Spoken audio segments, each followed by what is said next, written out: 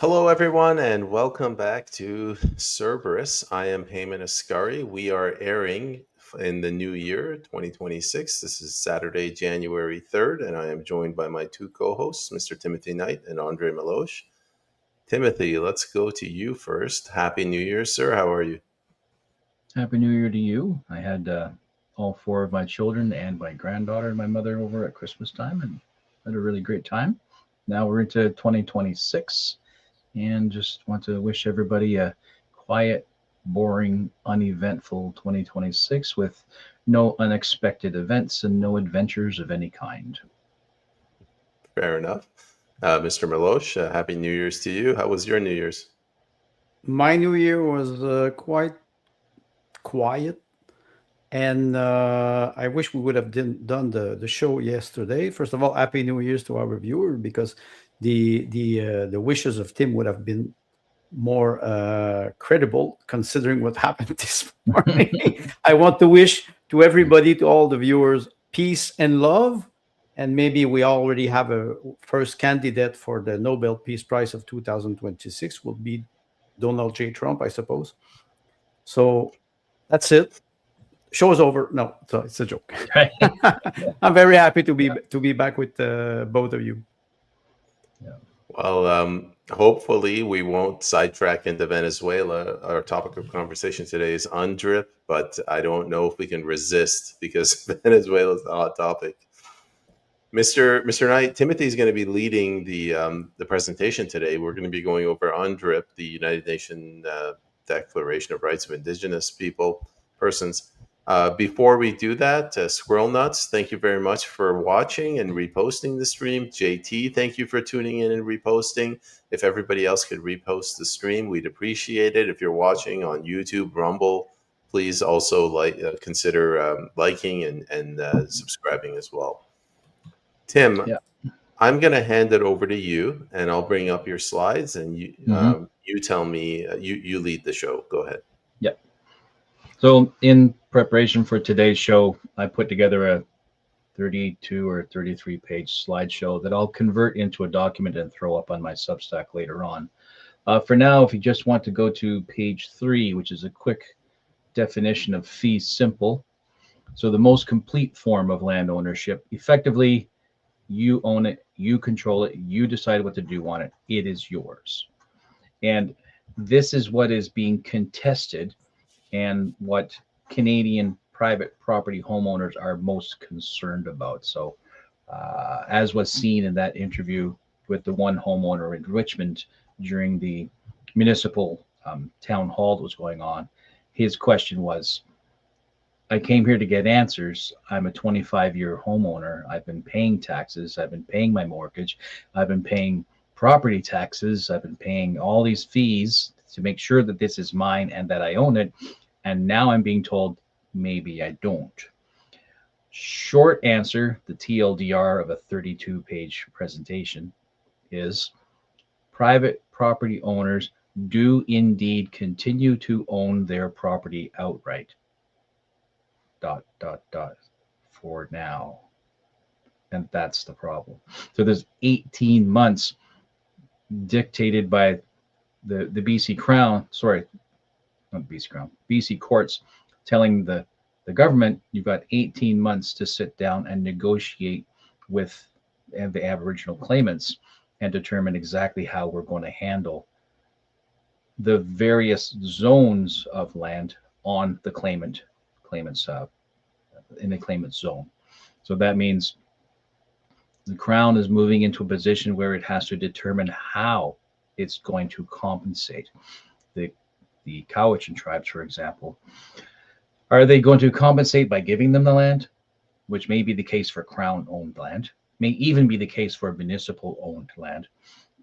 And in the case of private ownership, are they going to give the Aboriginal claimants the equivalent value for private property that is currently owned?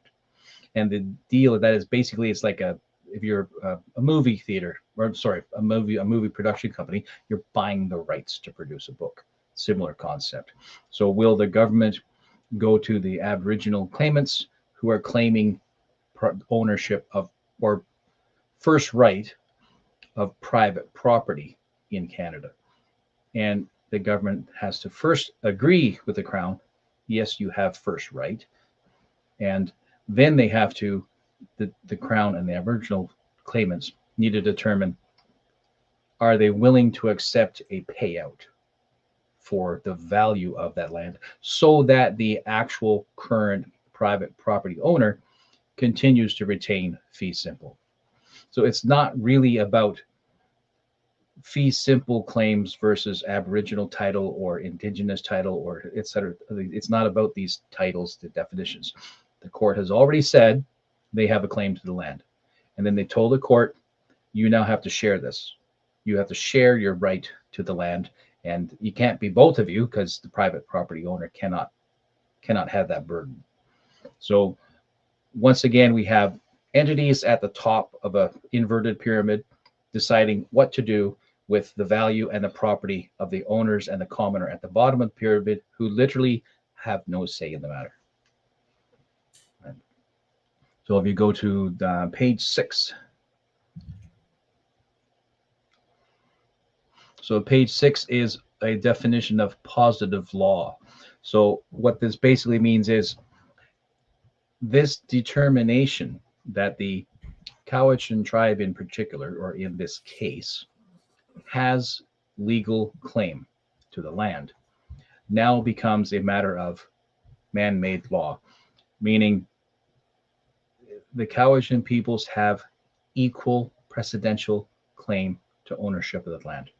And this will affect every claim in the province, and it will affect every province. Yep. What is positive law? Sorry. So positive law is, I have definitions in the earlier pages, but effectively you're looking at positive law means now it is not a matter of natural law where you acknowledge that gravity works, so you accommodate it, or crown law, which is, 1,000 years old, so it's a common law thing. It's positive law means now we are accepting that this is written law. So regarding land claims and property ownership, anything regarding that now must also include potential Aboriginal claim, and that's law, right? So that's where that's going. Tim, I have a question. Andre, I'm sorry, if you want to jump in, you can jump in as well. So you have UNDRIP, which is this United Nations General Assembly resolution it's a steaming pile of poo, but our governments have decided to adopt it provincially and federally. And then you have this Cowichan land ruling. Does the Cowichan land ruling just happen to move along and get to the same trajectory as UNDRIP, or is it citing UNDRIP? UNDRIP underpins this case. So the Crown, sorry, I keep saying Crown. The court acknowledges the precedent-setting application of the UN in Canadian law. So when Canada signed on to UNDRIP, it said we will accept other interpretations. And then the Crown, sorry, I keep saying Crown, the court must now include those other interpretations, which until now were not written into the code. And now this Cowichan ruling is written into code. And so UNDRIP gets to sit up here as a conceptual idea. And then it's up to the country and then the state or the province to interpret and apply it. And in doing this, it has now become another body of law. So you're likely to see a subset of all common and criminal law in Canada, business law, etc., contract law, that now must include the Aboriginal voice. Thank you, Tim. Audrey, do you want to say something? Or yes, of course. Tim, you mentioned UNDRIP, U and United Nations. I have my first question toward what you were referring to, the fee simple. That implies absolute right. Does that include drilling? Discovering natural resource on your land, and you say to the government, you know what? I'm sovereign on my land, and I've discovered a lot of oil or gas, and I will exploit them. Does that include the underground? In Canada, it's messy because you could have a municipality make a claim, easement and other claims such as that, where they say, it's you own what's on at the surface of the land or down to a particular depth, like you're drilling a 400-foot well or something like that. And they can say, oftentimes it matters if a government in cahoots with a corporation, because they're the ones who end up paying for it, says, "Oh, look, we found a gold vein on your property, and we'd like to exploit that." But during their assay, they've determined that's not really worth our effort to do this, because we'd have to offer to buy it off you or get you incorporated and find some way to compensate you. So they might just walk away because it's just not worth the effort. But if they decide it's worth the effort and you don't take their initial lowball effort, then they just drag you into court and take it from you. That's Canada. Okay, yeah, that's very important. What this distinction, because I would say, for example, you drill and you discover gold, and we have this concept of claim. The government or the crown will give companies, gold and mining companies, they have claim on a certain territory, and they say, if I find, I'm exploration mode, and I find gold, or I find, rare mineral earth, or I find gas, I will be able to exploit. We see this in the north part of Canada, including Quebec and Alberta. My question is, you United Nation, it's like, okay, I'm God, and I decide for everybody. Wait a second, we don't live in democracy here. I have nothing to talk about. I have nothing to say about what I've done. In 10 years ago, I drilled a well here. I had a well drilled, 400-foot well. Your example is very interesting. Yeah. I found water to supply my house. I paid for it, and now somebody would arrive and would say, "We will pay the value of your land, but with your tax money, because it's the government that will pay. So I pay for my own expropriation." Is that a good interpretation? No, that's exactly what it is.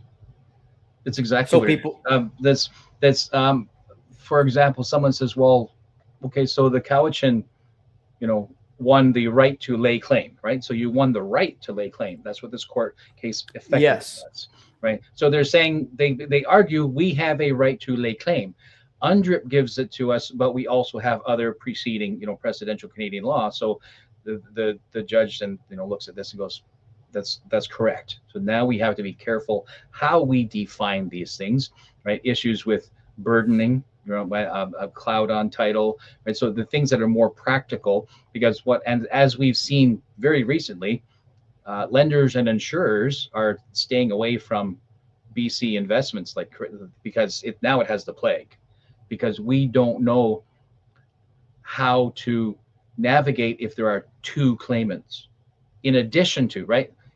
So the burdening is where you're a property owner and that property is burdened by the municipal zoning, municipal bylaws, etc. What are your obligations to, and burdened by crown, right? By the crown, the ownership of that land. But now you're introducing a second major burden, right? That is equal to the crown in their right. Equal. And that's what they keep saying. Yes, the Aboriginal claim, according to the court, has been given equal right to claim. Right. So then the crown is being invited, and the court case continues to use the word crown. It doesn't want to say Canada. It's trying to offload responsibility, right? So that the courts, the system itself, is not held to some degree of misinterpretation, where you could say the government of Canada gives a mandate to the courts and the justice system and says, under no circumstances do you permit such a thing to happen. And to avoid that, the court system says the crown is now in a position where it is required to negotiate in good faith with the other equal footing claimant, which is Aboriginal voice, the Aboriginal claim. And so that negotiations, they are negotiating. The crown is supposed to basically say, how much is this land worth to you? And then pay it. So that the owner right? The actual property owner is relieved of being does not have that cloud on title, right? That uncertainty, because in that situation, normal situations, if I have a lien on my property, I, as the owner, am responsible to clear the lien, right? So that's the cloud on title issue where it's cloudy. So a seller who has a lien has to clear the lien before you can successfully sell to a buyer, right? So the same situation now is you have two potential buyers. Canada owns the land outright, right? By Crown Corporation, owns it outright and has sold it, right? Basically rented, really, to the Canadian homeowner or Canadian property owner. But the Aboriginal claim says we are equal to Crown in this, and we get to make a decision. So the Crown has a responsibility to protect the property owner. So it is preparing to buy out, like I said, with the movie, buying the movie rights from it, right? To buy out. And in so doing, Aboriginal claim or the right will not have claim because they will have sold their right. It's an Esau and Jacob thing, really. Well, right? well, Sold you're referring to the right. Mhm. Let's say I'm an owner. I don't want to sell. Yeah. I don't want to sell. So, Wait. I don't want to sell, and I will defend my property. I will defend it. Might makes right. I will defend my property. Maybe I will not win, but I will try.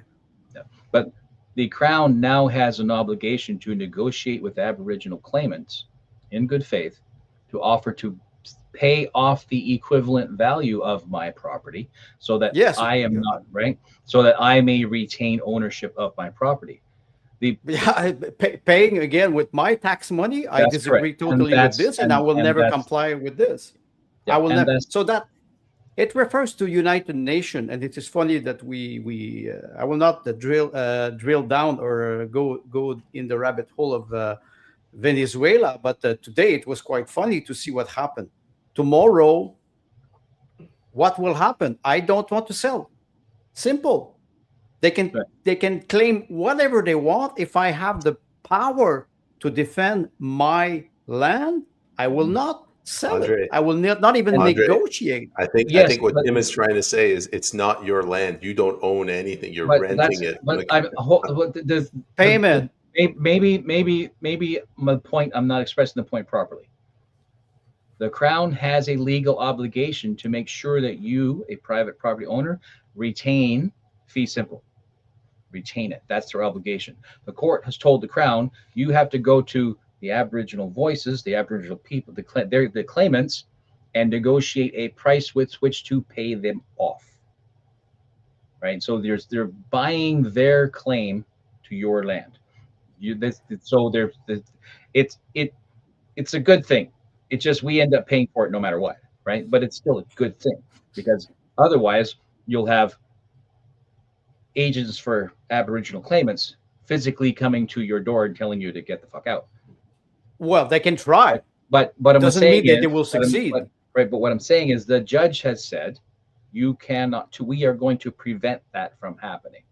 So even though nobody's asked us for our opinion, nobody has asked the homeowners across Canada what do you think about this. Nobody has informed homeowners in Canada, if we find enough gold underneath you, we are going to kick you off your property and you'll just have to take it, right? So nobody's telling the commenter that. The commenter's not involved in it. However, the court has said, and in my view rightly so, you, the Crown, have an obligation to defend your property owners by offering to compensate, and the word compensate is what they're using, but really it's paying them off. You're buying their right to the first right of refusal, right? You're buying their first right of refusal. André, let me give you an analogy. You watched the show Downton Abbey. It's a good show. Everybody should watch it. You have a landlord and you have peasants on the land, and then there's another landlord that comes in, a lord, sorry, and the lord says, "Oh, this is actually my land." So the original lord is going to the peasant and saying, "All right, give me some of your harvest, give me some of your wheat. We'll give it to this lord, and he'll go away." But nobody, the peasant doesn't own the land. It's you got these two people that are feuding, and the people that apparently own the land, the property owners, they don't own anything. They're nobodies. Well, you refer to Downton Abbey in 1912, 1914, when the Titanic went down and the creation of the Federal Reserve. Yeah, I can go back to the 17th century. The crown is bankrupt since the 17th century and doesn't hold nothing. It's the high finance that supplies the money to the crown. So, and it is based on tax. I have maybe one comment about the let's say 1789 French Revolution and the Universal Declaration of the Right of Man and of Citizen. The first amendment is men are born free and equal in respect of their rights. So me, it's not very complicated. I don't want a tribe, native or whatever, to have rights and where I would have privilege. I will never accept that. It's either we're all equal in rights, doesn't mean communism. It's we're all equal in rights. And let's say tomorrow they buy back my land, which I have an official document. It's quite funny because I have a 200-year-old house and I have all the documents since 200 years. I challenge any native people in Quebec that would come on my land and show me their title. I have all the documents. It's not long, 200 years. So my real question is, where do I go if I sell my land? Yeah. Where do I live? If the native people say that they own all the land, will I be put in exile? You can go to Venezuela. No. So let's I want to keep moving because we only got through like fee simple. What you're mentioning is that this is the proof. This is my title. This is the historical record of my title. Is under what's called the Torrens system. That's on page 15, please.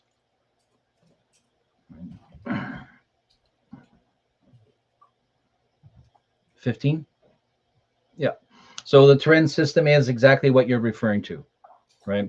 So the state guarantees title and simplifying transfers. You can simplify transfers because there's a paper trail and it's in a land registry, and it eliminates historical titles, long, disgusting, horrible title searches. Next page, 16.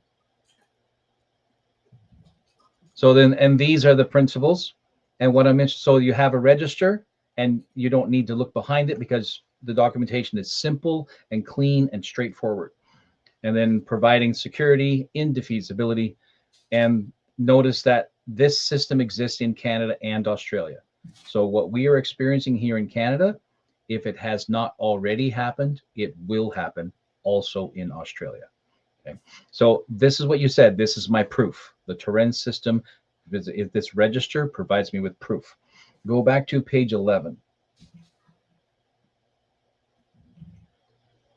Defective and invalid. The Torrens system has been declared defective and invalid. That means your proof, your documentation is declared by the defective. Supreme Court of British Columbia. Currently only the Supreme Court of British Columbia. Correct. So I'm not touched. I'm in Quebec. Thank God. You are not. Don't worry, it'll get to you. It'll screw you as well. Well, happen in Quebec no, now. there will be a civil war before that. Right. So what it is, the defective and invalid because of point 2, right? Found to be to infringe on Cowichan Aboriginal title. So go to page 8. And that discusses derivative title, meaning your ownerships come from your previous owner, right? And that's your Torrens system, right? That's your paper trail. You derive your ownership from a previous legitimate owner, thereby giving you legitimacy.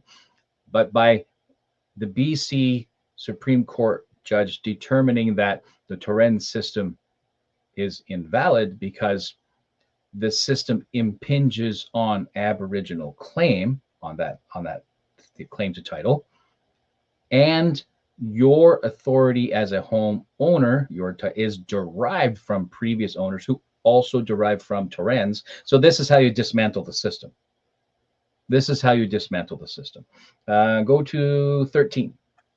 Page 3. I love how did you throw this presentation in the air and just messed up the order? I didn't really know what to do with the order, but I knew that when we were talking about it, I would begin to see how the order would naturally fall out in conversation.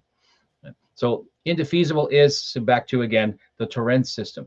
And what that means is under the Torrens system, no defense against. So the claim, the important phrase here is superior constitutional claims. Superior constitutional claims. Yes, Andre. They're actually saying that the Aboriginal claim has constitutional Well, they authority. can say that I'm a black man too, and I will not Yep. believe them. Yeah. Tim, So this can I ask a is question? problematic. Yeah. So before moving forward, to me, private property rights, and let's just focus on land. It's just the easiest one. It's almost facilitated by the state, and it's facilitated by common law. So you had this like reckless, lawless situation in Canada, the North American territories in the 1600s, 1700s. British common law comes in, and that's where it starts. The courts are basically saying, how is the judge interpreting things that happened before law came into Canada? Does that make sense? Yes. And here's our friend who keeps coming up, Charles Fichtner. The reason why the east of the country is not as fucked up as the west is because remember when the king said, well, we've got this line, that we've got all this new property now after taking it from Napoleon. I'm not ready to put government into that. Includes what I'm going to do with the land, who's going to administrate it, who's going to have access and rights, et cetera, et cetera. I'm not ready to do that yet. When we are ready, then we will do it. And of course, then the proclamation, right? And then they sort it out, they move in. However, way over here on the west frickin' coast, you already have an independent British colony busy making laws, busy making, right? But for all intents and purposes, an independent nation, because it's so far away from the crown. It's so far away from the monarchy, right? So you've got Vancouver over here doing this thing. You've got the men and women making British Columbia act as an independent nation and having the ability to make rules and treaties, et cetera, with the native peoples here in the province already. A lot of the title claims in BC are older than the title claims that are happening in like Southern Ontario and over toward Manitoba, et cetera. Older, right? And with Quebec, Upper Canada, Lower Canada, a lot of these things were settled a long time ago. So what you're really doing is this. UNDRIP says, we don't care if across your entire continent, you've got 4 or 5 different phases of development at varying degrees of, competency and completion. We don't care. You're under one flag now. So they mash it all together. They don't care. So now you've got the leftist judges in BC who are more than happy to take UN resolution and insert that into contract law, right, in Canada, and attach Aboriginal claim directly to the Constitution, which mean and they're doing it to it's a collective group, and they're doing it to a minority. So this satisfies DEI as well, doesn't it? Right? It satisfies intersectionalism. It's a complete Marxist game. It's a Marxist. Well, maybe I have a question. You have such thing as a leftist judge. They're not supposed to be impartial judges. I'm sorry. Let me. I got to check my definition. Over in BC, you have these ridiculously leftist judges. There, that's the correct definition. Okay. No, it's because when you mentioned this, I'm happy that you bring back Charles Fichtner and the fact that the Crown didn't want to mess up with the west part of Canada because they were not able to implement a government with police, with a police force and laws. So they said, okay, this territory will not take care of it. It's Canada, but it's the Wild West. We're not messing. But you had people in BC and Alberta that were starting to mobilize, and I would say they were developing Canada. Who really developed Canada in the last 300 years? Native people. They still live in reserve and ghettos. Name me one developer who is native, one developer, one physician, one doctor, one great writer one great artist, name one. Who Louis developed Riel. Canada? Who? Louis Riel, he was a politician. That's not a good example. You had to And he was Google that, didn't you? he was métis. He was not pure blood. Oh, we can also refer to the DNA now. I Yes. have some people here. Yes. I had a friend, a woman. She was an orphan, adopted, but she claimed that she had native blood. I said, how can you have native blood if you don't even know your parents? That's very easy. Tomorrow, you were talking about the eye or transgenderism. Tomorrow, I will identify as a Aboriginal or Native person, and I will fight the inconsistency of the United Nations. There's no such thing as UN. And there's no such thing as United Nation. Yeah. The picture up above that the Canadian homeowner is not going to readily see because he's incensed and he's fearful, and rightly so.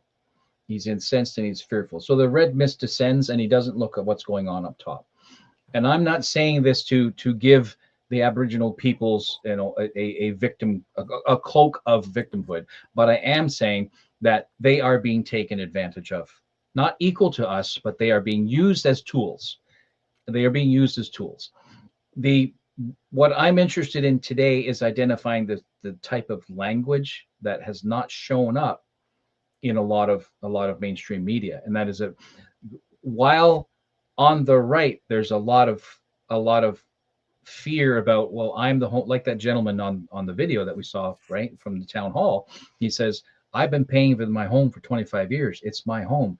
I've been paying property taxes in the municipality, and now the mayor, the premier doesn't come out to talk to us. The judge doesn't come out to talk to us. They leave the mayor to come out, and he doesn't have answers. So it's that unsettlingness, and then we see the effect in the corporate layer, because insurers and real estate and business are backing out of the market in British Columbia because the uncertainty is there. To try to offset that, the court has said the Crown has 18 months to determine how it is going to move forward. So in this creates what's called cloud on title, right? So that would be page 30, right?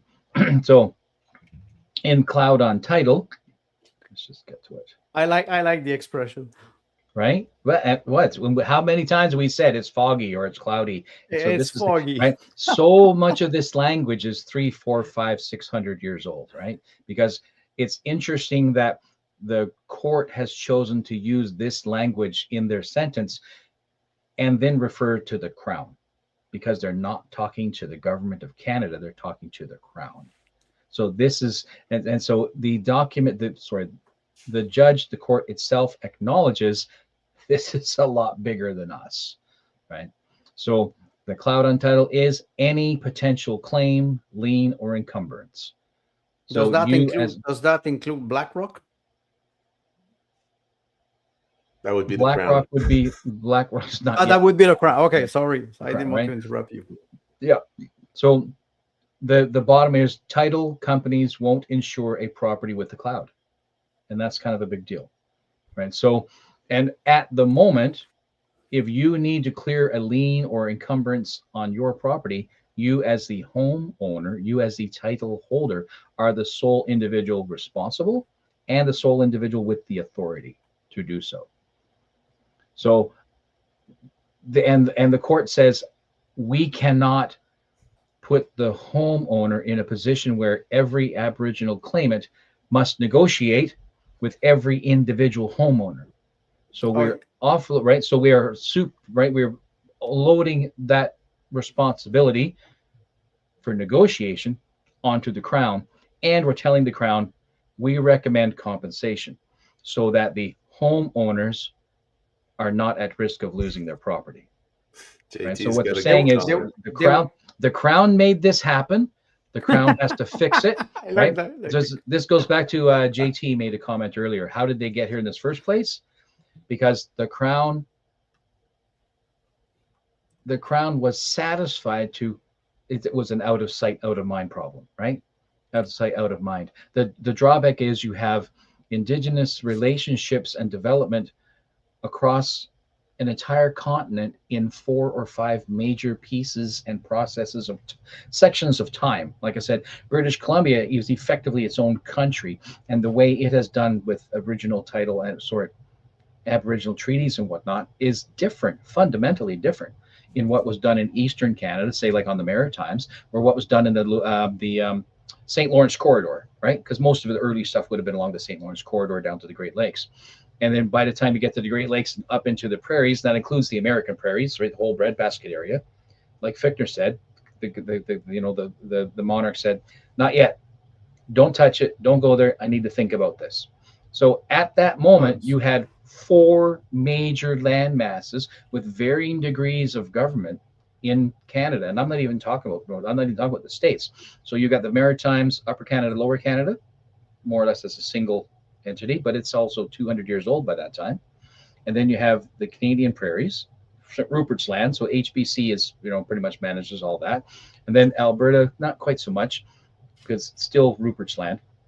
And British Columbia is robust. Right? By the time this transfer happens, British Columbia is in a pretty robust state. So it's reasonably, as far as civilization is, it's reasonably well developed. And then the UN declaration comes in and ignores, I don't care what state you're at. You're this old, you're that old, you're this developed, you're that developed. We don't care. We're just going to blanket apply it. That's good. That's good. We don't care. We don't fucking care about the United Nations or the World Health Organization, for example. Those international institutions, and the pseudo international community never existed. Trump proved it again today.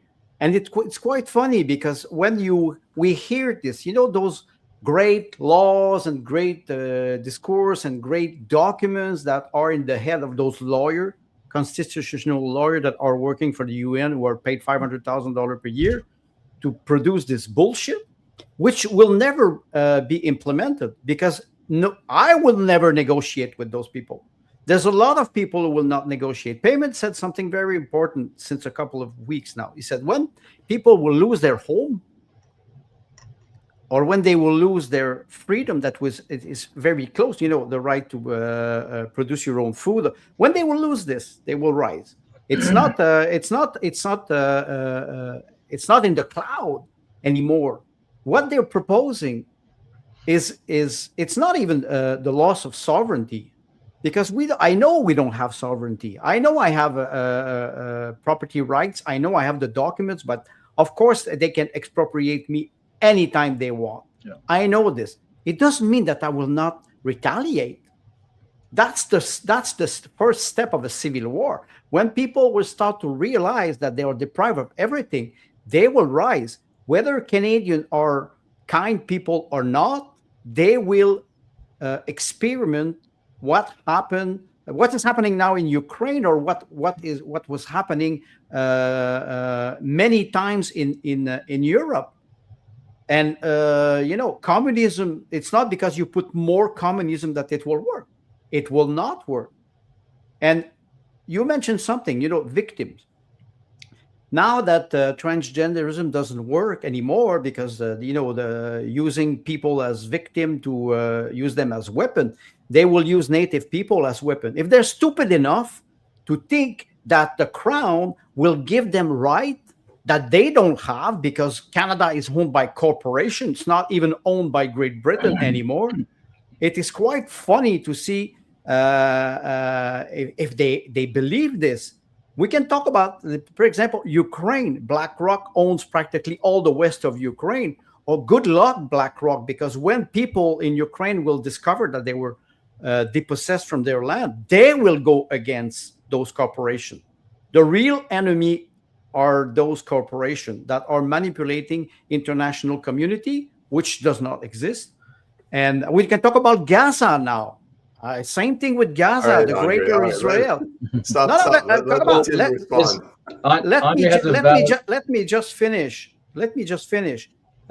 When they arrive with this and the BC Supreme Court, I don't care about the BC Supreme Court.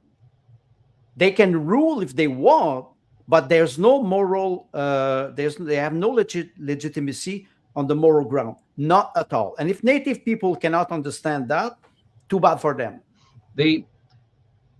What you said about Ukraine and BlackRock applies directly to this situation, in the sense that Ukrainian people are being taken advantage of, grossly taken to the point of losing more than 1.5 million young men as soldiers, not including all the collateral damage that we never get reports on.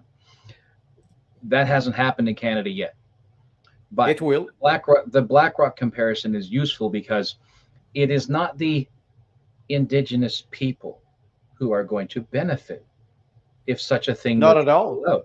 Right. So let's say the Crown does successfully find a way to negotiate, right? So they would be using taxpayer money to pay off, right, to buy the right to your land, so that only the Crown has claim to your land. Let's say they successfully manage to do that, which is actually the path of least resistance. But let's say they actually manage to do that. Then the gross bulk of the indigenous people will never see that money, because they never see the money already. That's correct.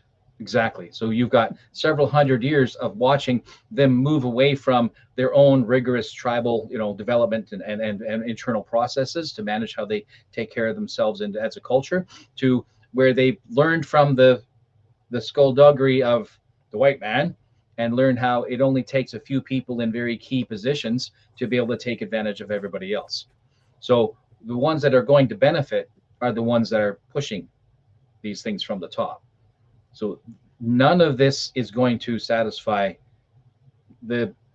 is going to ease the condition of the average indigenous person living in Canada. None of this is going to help them at all. Tim, can I, here's how I see it. You got the average Canadian and you got the average indigenous, and now they're fighting at each other. They hate each other because of this. Yeah. You have the average Canadian has a home, and they are indirectly buying that home again. So you're giving tax money to the Crown. The Crown goes and negotiates it with the indigenous, and all taxpayers will be buying it again. Yeah, but it's you, right? Like, you're buying your home again. That's what it means when your tax dollars are going to negotiate. Does that make sense? Okay. Well, I mean, you bought that house, right? I get it. But the truth is, all taxpayers are paying for it, and that's the bottom line that I'd like to come out of this. Is you've got Joe, in Richmond saying, "What am I going to do? Are they going to come and take my home?" And the bottom line is no, because there's 40 million people in Canada who are going to pay for it. Right, but if tomorrow morning every single Aboriginal went to every single property owner, and then you had to use your taxes to buy back that home, that you're buying your home again from the Cowichan tribe. And then the day after that, you're buying it back from the Mohican tribe. And the day after that, from the Cherokee tribe. No, I'd only done once. Well, why? Because there's only one tribe laying claim based on previous treaties. A lot of this has to do with the treaty situation, right? Yeah. So those you can only have one tribe or one collective with a treaty claiming one piece of land at one time.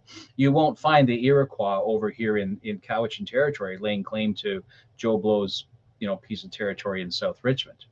That's not going to happen. What happens if tomorrow I find that my Persian ancestors managed to cross the Bering Strait and they actually got to Richmond before the Aboriginals? Can I lay claim? If you can prove it. So, well, that would actually have a possibility of succeeding in Canadian court if the UN made an UNDRIP for the Persian people. UNDRIP? So see, what I'm saying is, what we're seeing down here at the bottom is effectively just people trying to figure out contract law, effectively just trying to work out business contract law, right? Where you got two people saying, "Oh, that's my invention." No, that's my invention, right? And so they're trying to figure it all out. What's really happening is what's at the top. So what happens after Canada becomes a territory where the Aboriginal people have been paid equivalent value for property that now becomes theirs, fee simple. And I don't mean homes, I mean swaths of land, fee simple.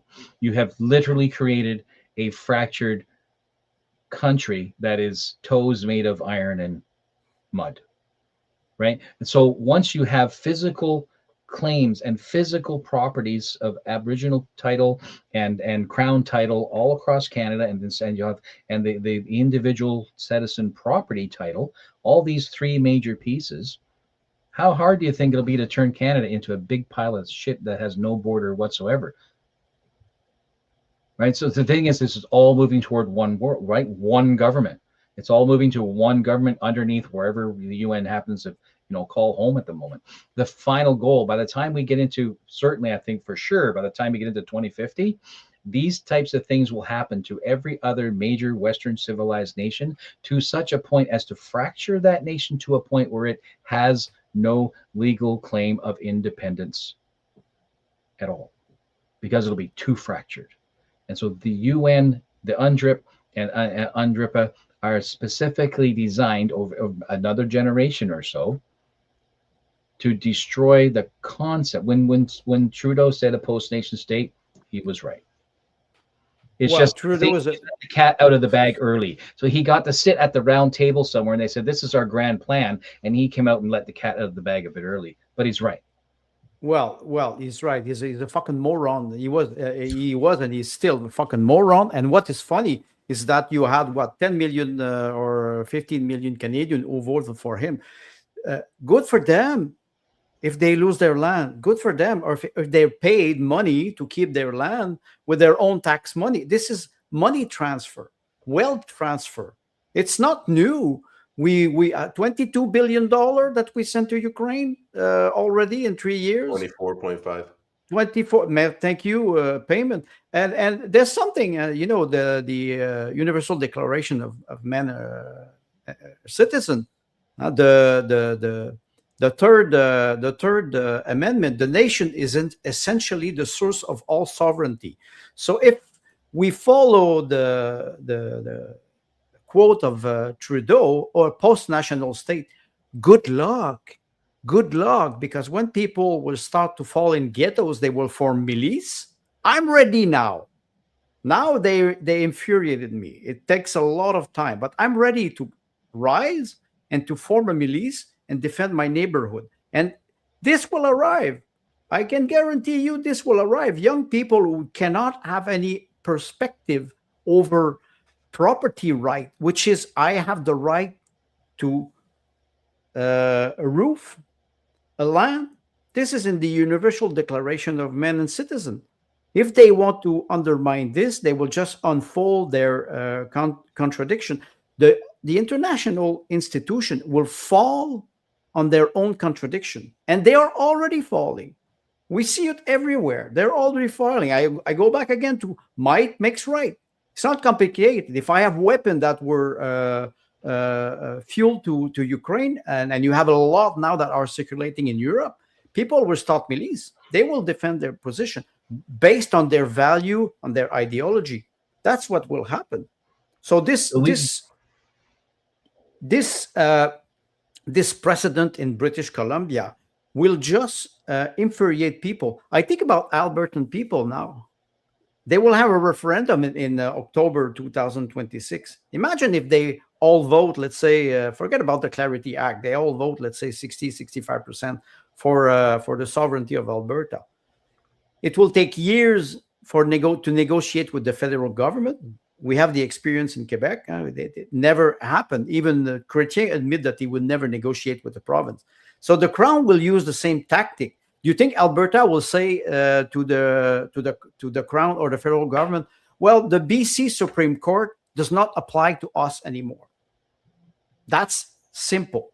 It won't be the BC Supreme Court if it is the Crown that takes it on its shoulders and does it, because the Crown is the whole dominion of Canada, right? So the BC court is being smart, self-preservation, right? Because they're offloading responsibility not to the government of Canada, which could push it back down to the provinces, and then Carney can say, "Oh, but the Constitution says this is your responsibility, there, Mr. Province," and offload it that way.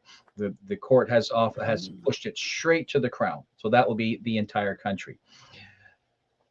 What I'm saying is, number one, the referendum in Alberta, they can't separate, because if Albertan Aboriginal title happens and they choose to take land as opposed to getting paid, then Alberta is no longer Alberta.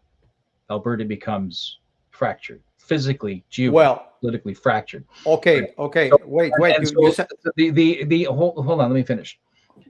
The idea of us, of Canada as a unified geopolitical entity is over. It's well. done. It's Let's. done. It died. It died in the courthouse on that day I because let's we've say now been subservient to the crown once more, and what the king chooses to do will be done. let's say even if I disagree with the independence of Quebec, I can guarantee you that you have 40% of Quebecers who will say, "Go fuck you, the crown." Canada never existed because Quebec is an independent. No, what but if that's intended? let me talk now. Let me speak now. I will tell you something. When Alberta will vote yes, and the native people will claim the territory, you will have a clash, and it will not be in a court of justice. It will not be in a court of justice. It will be on. That's what we call boots on the ground. You will see boots on the ground. There's a lot of Albertans who are quiet now, but when you will threaten their land or their sovereignty, they will defend it, and it will not be with words. I can guarantee you this. But see, that doesn't threaten the crown. That doesn't threaten the government. That doesn't even threaten provincial. But what I'm saying is, if the people physically clash to defend rights perceived and otherwise, right? Yes. If the people defend, yes, like Oka. If the like people Oka. defend, right? If the people defend, the government will choose a side and then send the militia after the other side. And by militia, I mean, but no, you can. No, but well, with that's what's going to happen. With what? With the military, with tampons. It is. You know, they won't use the Canadian military. They'll use the same hired thugs they brought in for the emergency for trampling. They're doing the same. And the lady that they trampled, she was the chief of her local tribe. They don't give a shit. They don't have to care. That's the thing. They don't have to care. You know, it's okay. It's okay. It's okay. It's a war declaration. It's a war declaration. And when you have this language, when the BC Supreme Court rule for this language, they have to accept that the opponent will be at war too. And I've said it many times since the last year. I said, we are at war, and at war, the language changes. Yeah. Why do you think Russia never declared war to Ukraine and NATO does not declare war to Russia? Because they know that if you declare war, the target are not the same. The strategies are not the same. If the war is declared by the United Nations through the BC Supreme Court, the reaction of the people will be accordingly to the declaration. And I can guarantee you, I'm not the only one who's thinking like this. So let's go to page 17. So give Andre time to release a little bit of steam so we can wind him up. You're killing me here, Tim. 17. I swear. Next page, you're going to ask for page 1. No, the next page after that will be page 24. Okay, so we're talking about burdening. And so this is the issue here. And this is what Andre is speaking, that with what happens in the real world based on what happens in legal documentation. Fee simple ownership rights now legally coexist with Aboriginal title. Right now. Right? And so this burdening is the issue, right? Your right in BC, and so notice that New Brunswick already has a solution. New Brunswick told the Aboriginal claims, no private property, not included. That's not on the table. So Nova Scotia has already begun this negotiation process by saying, we'll come to the table with the Aboriginal claimants, but private property, not on the table. They just said it flat out, and the court said it, right? So they're going to have a claim, it'll be Crown land, which means, once again, taking up the conversation with the Crown. And that, and so be it, right? British Columbia didn't exactly go that route, because what we're seeing now is this burdening problem. So here in British Columbia, for the next 18 months, if I own land, I have to accept that Indigenous use and governance has a claim to my backyard, to my driveway.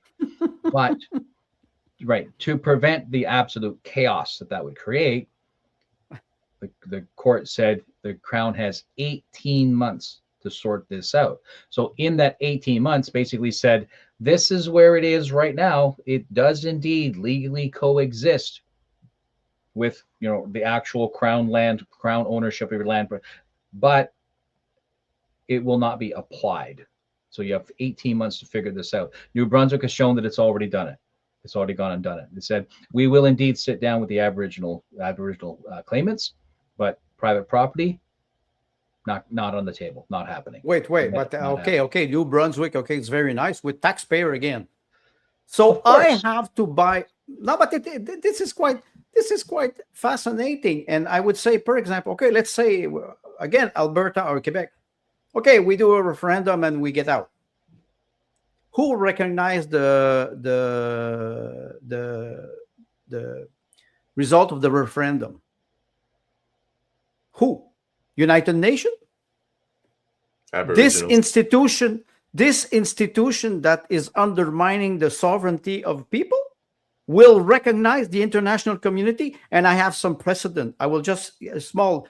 France 2005 didn't want to go into the European Union. They were forced to. Crimea 2014, Russia, they did a referendum. 92% agreed to be reunited with Russian Federation, never recognized by the United Nations. Kosovo 1991, Catalonia 2017 with Spain, South Ossetia in Georgia, Donbass 2014, Lugansk and Donetsk. And the United Nations never recognized this, and we trust them. This is the British Columbia Supreme Court was on fentanyl, and they were told to rule for this because they don't know what to do. The nepotism or the stupidity of the Crown since 159 years is astonishing. GT made the comment. They will do in 18 months what they were not able to do in 159 years. They pushed away the problem or the debate, and now they will fix this problem in 18 months. They will not be there in 18 months. Yeah, from a Canadian legal, from a Canadian legal perspective, and that being the separation of federal power and provincial power is by creating the Indian Act. The Indian Act silos, right, all things surrounding what need to be done with the native populations and to provide governance and assistance and support, et cetera, development, et cetera. All of it's packed into the Indian Act, which effectively silos it away from all other ministries, federal and provincial, right? Silos it away. So like you said, push it up, out of sight, out of mind, 159 years, and now it's blown up. It is blown up because the UN knows. The UN, they do dumb things, apparently, what seems to be stupid to us, but the end goal is no state, no borders, no flags, no geopolitical structures. But they're doing it. But they are doing it. So the question is, if we are going to prevent them and take back what is a country worth keeping, will it be Canada as we see it today, or will it be some other structure? Because the UN's not right. I don't think but people are already talking about Alberta. If Alberta secedes, then Canada doesn't exist as it did before. Exactly. Right. Don't forget one thing, Right? We're 2026 now, and you still have tribe who don't have running water. In 2026, the Indian Act, like you said, was a way to not tackle the situation. Yep. The Crown never took its responsibility or its duty to protect his citizen or its subject. So they always push that away. So because they're degenerate, pervert, and bankrupt since the 17th century. That's Great Britain. So that's Great Britain. Clown World. I don't know where my other dog is. Max, he's got to be around here somewhere. I hope. I'll bring him back. Gary says, anyone else ever notice that UNDRIP doesn't apply in Ireland or other Western European countries? When they originally brought UNDRIP, I believe 2015, there was 4 countries that objected: Canada, America, Australia, New Zealand. These 4 countries have substantial Aboriginal populations. That means the other people that voted for the bill, they didn't have substantial populations of Aboriginal.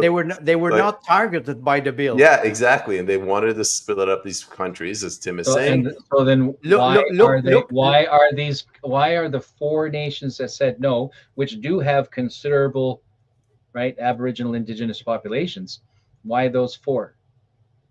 Because the UN America needs the UN needs the colonies, including America, under its wing, because the colonies are the single economic civilization, technological. Tim, I would change one. I would change one word. It's not the UN. It's the city of London. It's England. Well, the city of London. You can the international banking cartel. It's not complicated when you look at central bank, and you're mentioning Gary's mentioning Ireland and the Western countries, but those countries they are more patriotic that we will ever be in Canada. I think many Canadians were so shocked when they saw the Freedom Convoy. It says, what? Everybody, the world it comes from Canada? We never expected that, but of course it was coming from Alberta and some people that pushed this movement. It will come back. It will come back. You don't wake up the beast. Even Canadian. There are protests in BC right now, like today, organized across the entire province today, with major events happening in the city as we speak today. So yes, unfortunately, Canadians seem to be most active politically in wintertime. I don't want to fuck you continue to do that. So what's the likelihood of something happening where everybody goes back to Wellington Street in Ottawa again? Probably very low. But if people were to bring voices to their local town hall, right, the mayoralty, and to their local MLA offices and their local provincial major cities and whatnot, then you'll have effectiveness. But at this point, like there's, and this is me speaking personally, we don't have a new convoy event because we're still basking in the faux FAUX old rusted glory of a previous high point in Canadian history. We're still saying, oh, remember the convoy? I'm sorry, pal, but that's 3 years ago already. And right now, 3 years ago might as well have been 30 years ago. 4 years. 4 years ago. 4 years ago. Oh, that's right, too, because next month will be 4 years. Right? So we have this habit of sitting on other people's laurels. No, I agree. I don't know. I think you do not sit on this. I do not sit on this. And I can guarantee you, I'm not the only one. What will happen in 2026 with the Alberta referendum? I'm watching this very closely. It's like, wow, it's like butter and bread for me, because I can recognize my enemies and my allies. Who will fight for the right of people? Who will rise? And I do agree with you with the idea of we remember the Freedom Convoy, but the War Declaration, when it is signed by the BC Supreme Court, is real. Now, the conversation I will have with my very few friends or family or colleague, it will always say, "Are you owner of your house? Good luck. You will lose your house in 18 months." I will scare them just to wake them up, because I can guarantee you, if we saw this in 2020, March in 2020 in Costco, people were robbing or buying all the toilet paper because it's the end of the world. It was, and I think I have friends who goes for Costco. I never go there, and I was like, "What is it? What?" The panic was real everywhere. You fooled people. Will you fool them again? 3 to 5 days without food or energy in winter, or somebody comes and knock at your door to take your house. I can guarantee you, I'm a kind man. You will have a lot of people who will be less diplomatic than me, and it will not take a lot of time. So this judgment, in my opinion, it's only to buy time because they don't know what to do. Their strategy is collapsing. The strategy of the globalists is collapsing, and they're trying everything they can to stay on track, the 2030 agenda. We're in 2026 now. They try to implement it, but it doesn't work as planned. So let's just go to page 32, the conclusion, so then we can get ready to have conversations with them. So page 32.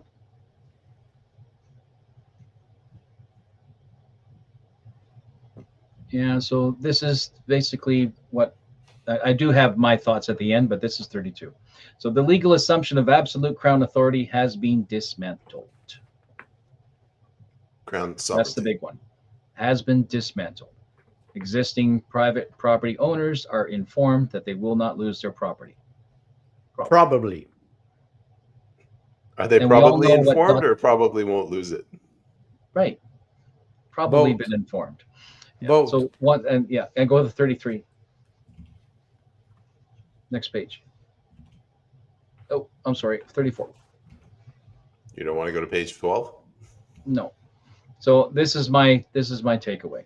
So fee simple means I own the title, right? Torrent system, like André said earlier. Here's my proof. My proof has been invalidated. Why? André. See, André. The Torrens system, Canada, Australia, has 2 markers, gone. And so the Crown has to figure that out, because right now, so they've been told, so the burdening is 2 dogs fighting over my bone, right? I'm the homeowner. I'm not, but I'm a renter, but I'm a homeowner.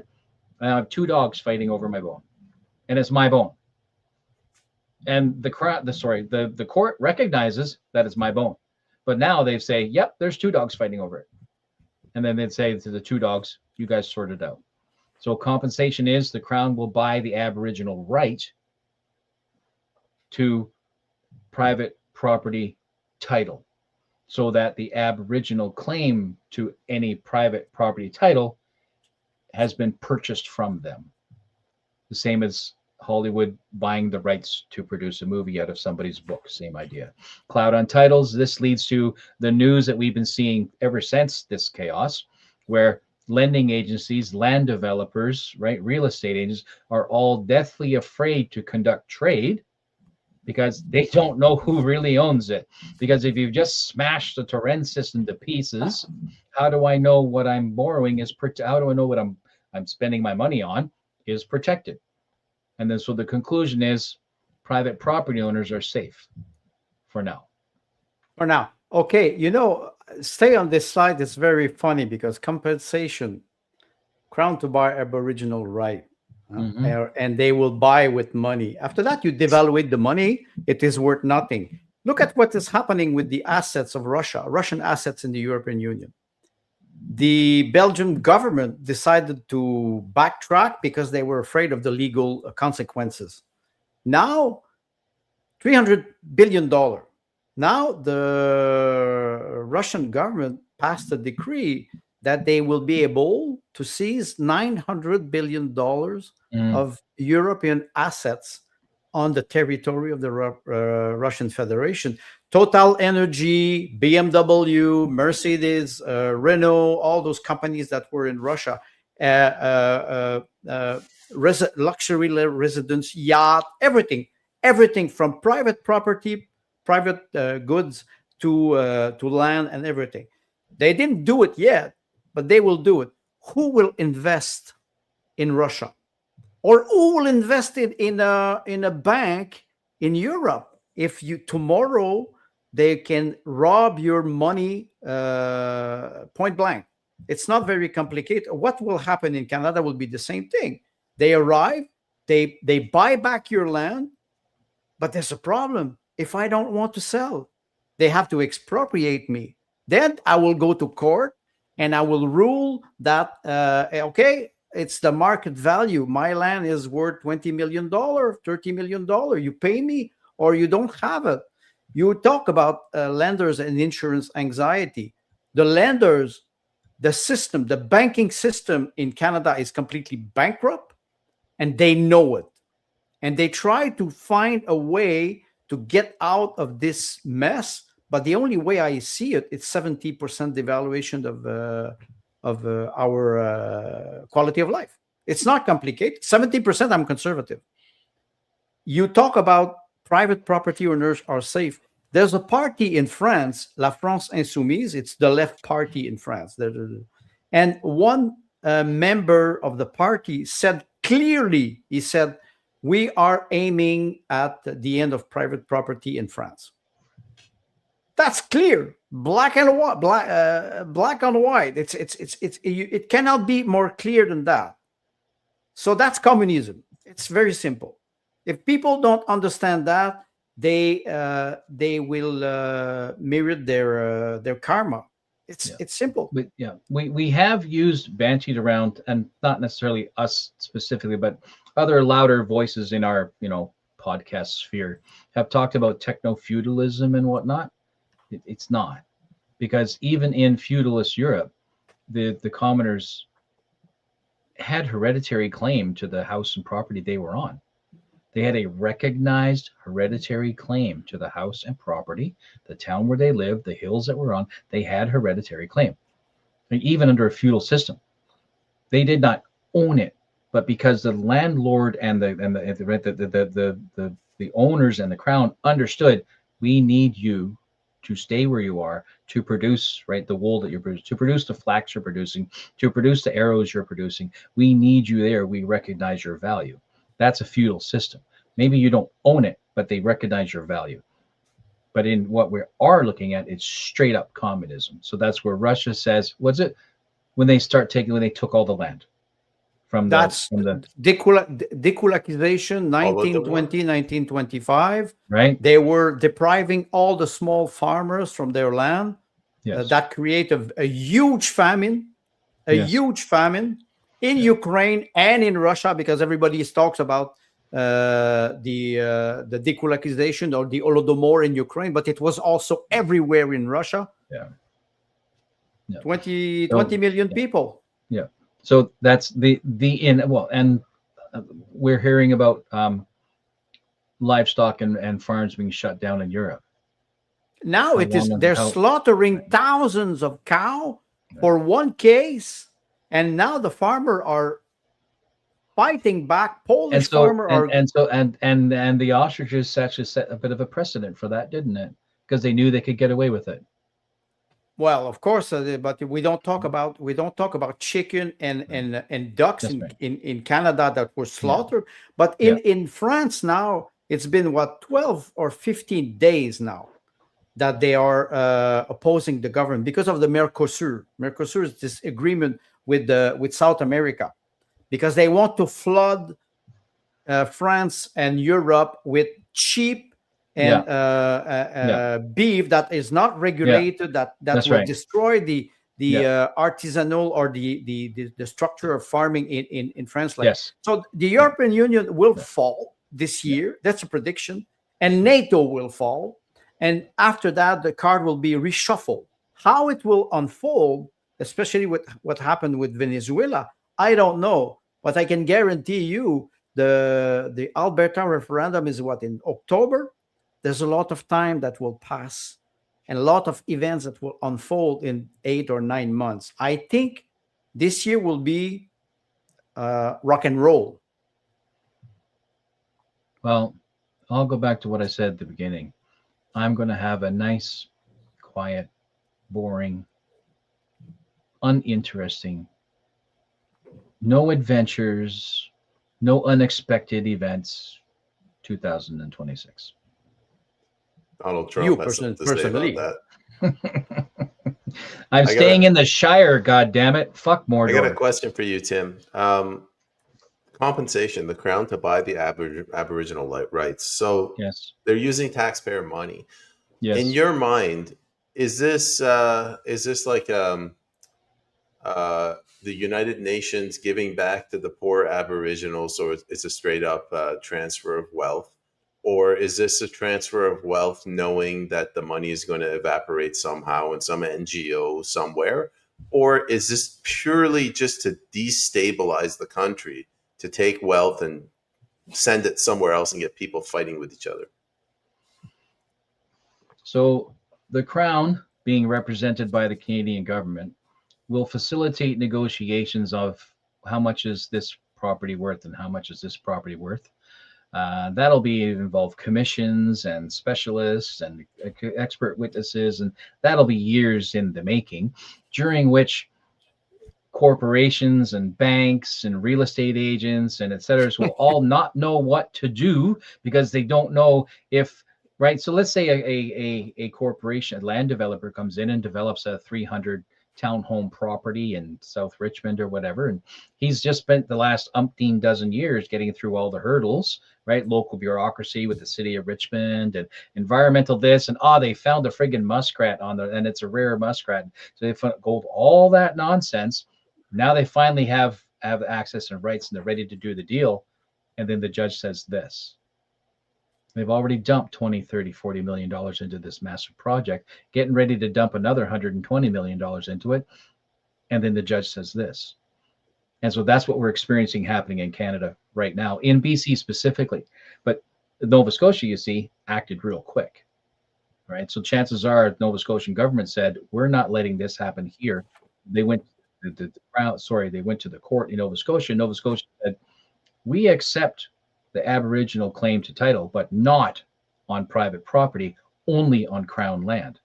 So that still means that Canadians are going to end up paying, right, for paying that bill when that negotiation happens. But it does mean that the courts in New Brunswick have actively protected their private citizens' ownership, continued sole claim to fee simple, their property. The rest of Canada hasn't done that yet. Well, sorry, let me rephrase the question. Is the United Nations intention to rob us of our money and steal the money, or is it their intention to destabilize the country, in your opinion? What's more valuable, the money or the land? Fiat money means jack shit.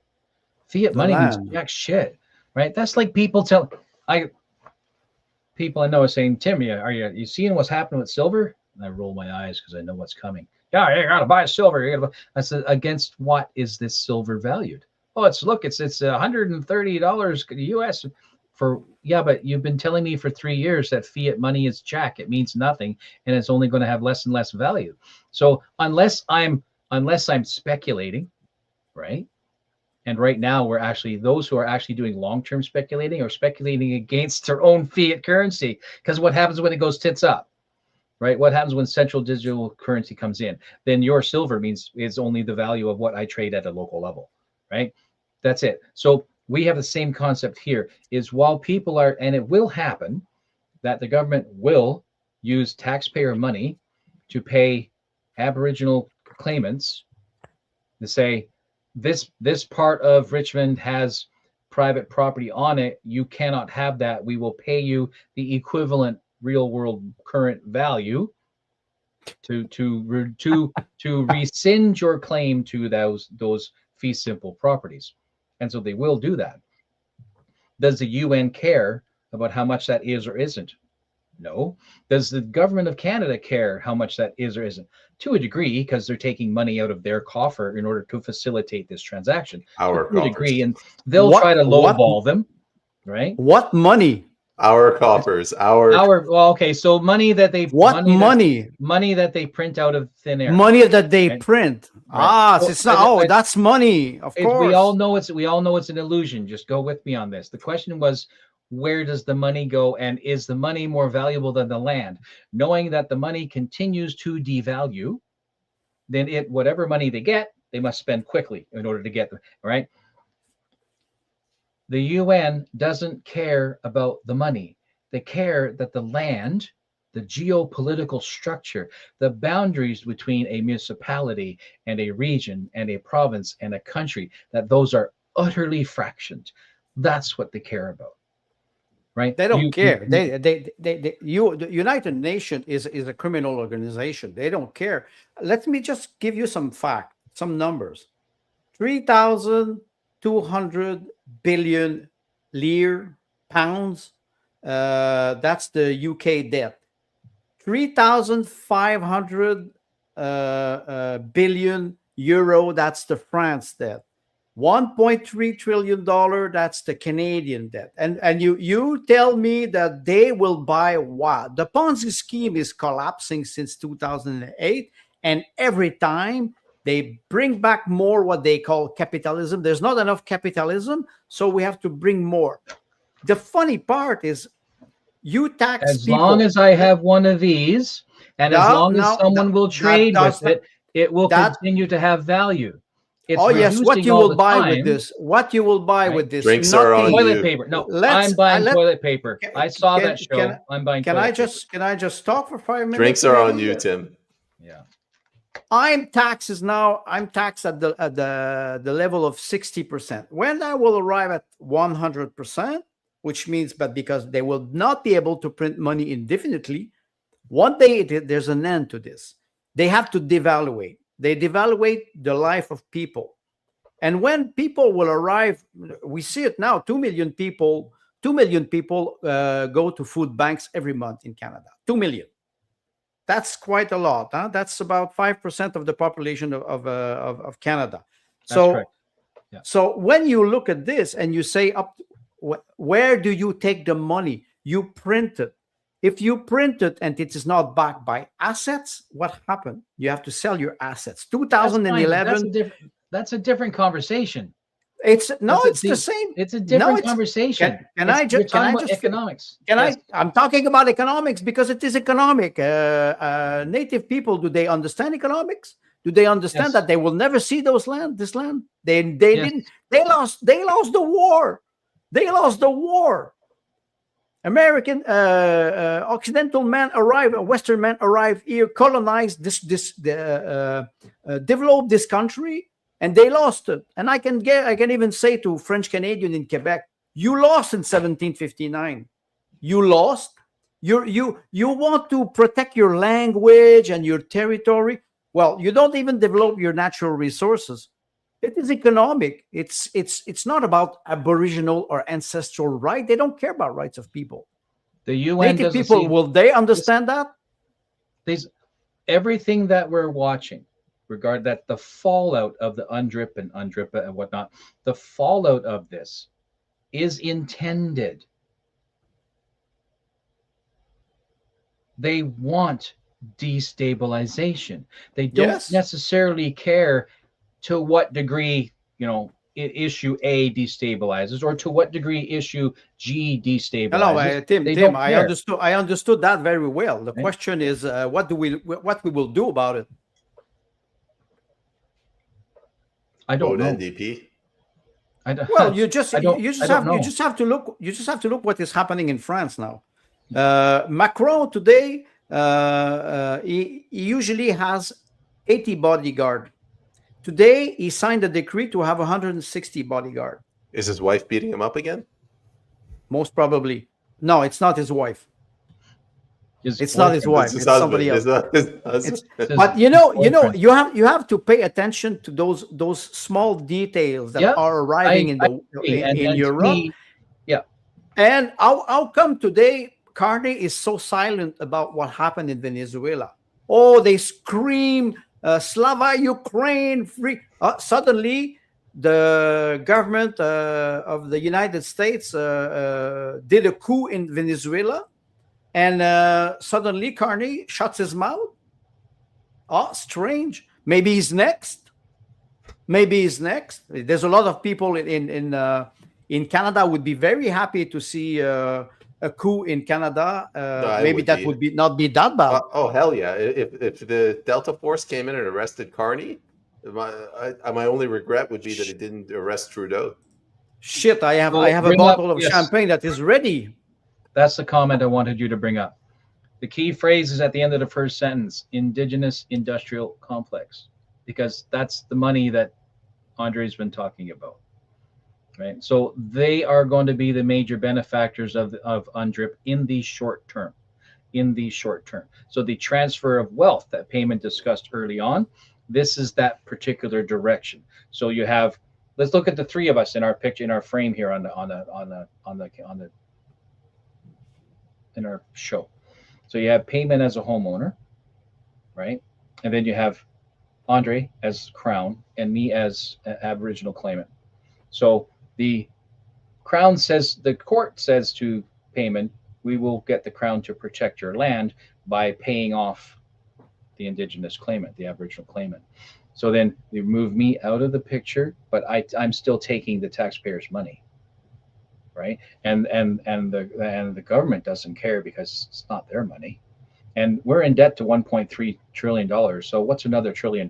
We don't care. I know. Right? Yes, So, we understood that, Tim. We understood that. But right. when we think about indigenous people, I go back to a simple fact again. So many tribes don't even have running water. Oh, we will develop Yes. oil and gas, Yep. and where is the accountability and the moral values of those chief of tribe? It's amazing. The corruption is everywhere, and we arrive and we paint a judgment by the BC Supreme Court saying that this is what will happen. It will not happen. It will not happen. Some levity from our friend Doug Pebb. Imagine a photo of David Eby in handcuffs on a rendition transport to face justice in an American court. It would be like a dream. Well, you know, some people, they say that they exfiltrated Maduro and his wife today. I can guarantee you that some people would rejoice to see EB or me, Francois Legault. I would be more happy to bring back the guillotine up to a certain point. It's a war declaration. This is a war declaration. JT, let's not be naive. Yeah, JT is correct though, and in the short term, and by short term I mean like the next 10 years. In the short term, I see the Aboriginal NGOs, the Canadian ones, which are actually being partially funded by American ones. We know that already. So the Aboriginal NGO, the NGOs that say they're representing actual Aboriginal issues and are not, because they're in court. They're not paying for plumbing. They're not paying for fresh water. They're not paying for electricity. They're paying for court. So the lawyer class, right? That's all of these white collars and gold collars, parasites who are grifting, saying, right, and they got, it's going to be funny, right? Little Timmy in the wheelchair in his native headdress, and that's what they're playing, and the media eats it up, and Ebby's busy on the sidelines supporting it because, like he said with the drug issues, I'm sorry, we did create this, but I'm not changing it. Right? Because so you have municipal, you have mayors and whatnot talking about this. You have business people and land developers and lenders and insuring agents are talking about this in BC constantly because this is kind of a big deal. Where's Ebby? Nowhere to be found. He will not speak on it. Right? He will not speak on it. So the grift is localized to the NGO class. Let's just call them that, right? NGO class, because there's a whole bunch of other things that are from, whether it's the Alberta or Quebec, or it doesn't matter, right? There's always the NGO group involved in making this happen. They're the ones that are going to make the immediate benefit. Even if the Crown were to tell the Aboriginal claimants and the court, y'all can fuck right off because we are the Crown, like it or lump it. And it has the actual manpower and financial wherewithal to do that. But it probably won't because it frickin' signed on to the goddamn UN 100. So it now has a obligation, even though the UN's not an elected body, it has an obligation. This is a joke. This is a joke. The we have an obligation to a cartel that does not elected. Wow, I'm impressed. So the hyperbole of the joke is King Charles will tell Carney, yes, negotiate in good faith to pay off the Aboriginal claim, and that's what will happen. And meanwhile, here's the taxpayer down at the bottom saying, I didn't elect any of you fuckers. You got some serious fans tonight, Andre. Yes. I'm happy because, like I said, like I wrote to you two gentlemen, my political correctness is over in 2026. This is a war declaration, but it's not the only one. It's not the only one. And the tone and the action will follow also. Because when you arrive at a point where you deprive citizens from rights and to favor somebody else, and we know that it's like this in Canada. We know it. But the majority of Canadians don't know it, and they don't want to know it. But when it will hit them personally, they will start to react. You were mentioning something, Peyman. This citizen in Vancouver who went to the town hall, and he was saying that I pay tax since 25 years and I pay my mortgage, and now you're telling me that I'm not owner of my own land. There's a lot of people who will comply, but you will have some people who will resist. And I can think about all those Albertans who are now in the process of thinking, will we vote yes or no? Are we considered patriot? Will we break Canada? Will we be accused of breaking Canada? But do we support the sovereignty of Alberta because we believe in freedom? You will have a lot of people who will start to think about what is happening, especially with this process. This declaration of André is it is a way, or it is a symptom of the collapse of the international institution. They never existed. They existed on paper. The United Nations or the Security Council never worked. Great and political entities, they play with their alliance and zone of influence. Russia, China, India, Europe in a minor way, because Europe is a corrupted fascist organization, and it will collapse in 2026. And it will not collapse in a peaceful way. It never does collapse in a peaceful way. So in Canada, what will happen? I don't know, but I think you say you will have a peaceful and quiet 2026. You want to shut down all media? I'm looking for my blinders. I have a set of blinders around here somewhere. Because I think up to a certain point, 2026 will be an historic year. Considering what we're seeing now, we know that there's no politics in Canada anymore. There's nothing. It does not exist. It's not like, I think GT mentioned it. It's only grifting. It's only trying to appease people, but it will not work. Yeah. I don't know how the general public in Canada is going to respond, but I do know that those people who are property owners, particularly home owners, not necessarily like, I own a warehouse or something, right? But particularly home owners. This is the quote unquote American dream, home ownership. That's the Western dream, home ownership, right?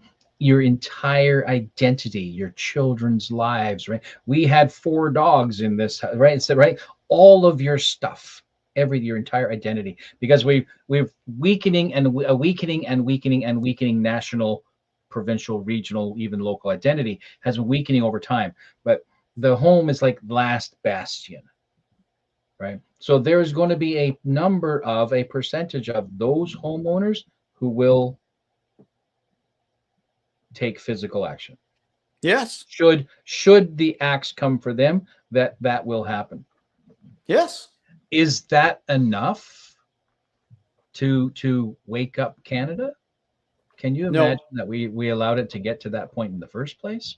But is it probably not enough, because it's not too difficult to paint them as what? Racist. No, but this is funny because it's yes, but it's funny, right? You always accuse the other the opponent of something. Yes. He has the plague. I don't care if I have the plague. Yeah. I don't care if somebody calls me an anti-Semitic, or I don't care anymore. It is not about this. If there's no logic, war is the logic. And it is what is happening now in the Donbass and in Ukraine. Mm-hmm. War is the logic. You have psychopath in United States, in Canada, in Great Britain, and in Europe. You have psychopath and narcissistic pig, and they will have what they deserve. they will have what they deserve. And I can And they guarantee you, will, but millions of Canadians will suffer before this gets sorted. yes, but like you mentioned, 1.5 million soldiers died in Ukraine on the Ukrainian side, 300,000 on the Russian side, practically 2 million men.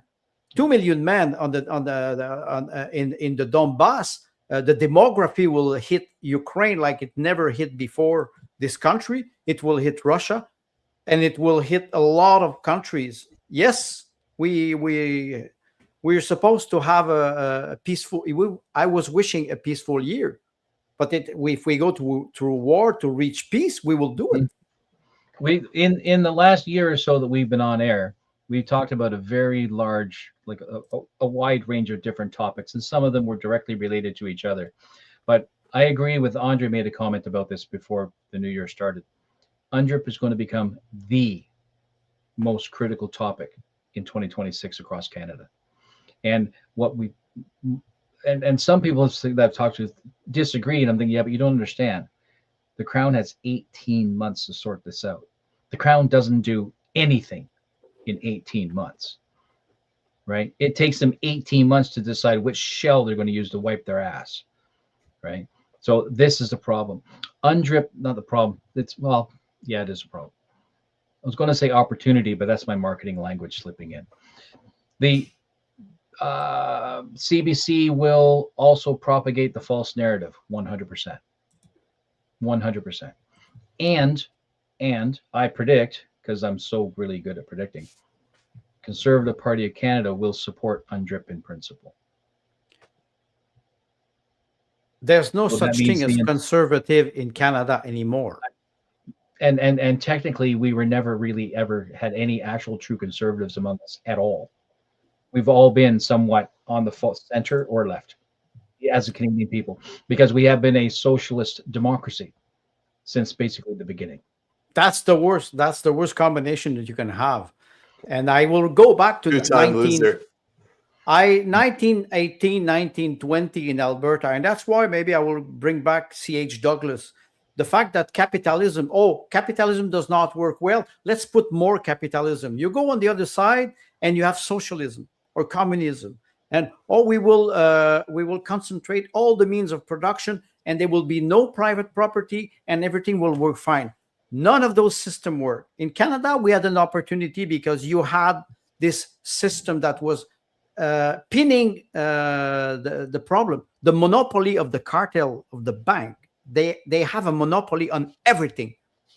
And UNDRIP is only the weapon that they're using to undermine the sovereignty of countries. The Declaration of Man and Citizen, 1759, the countries are supposed to protect the sovereignty of people.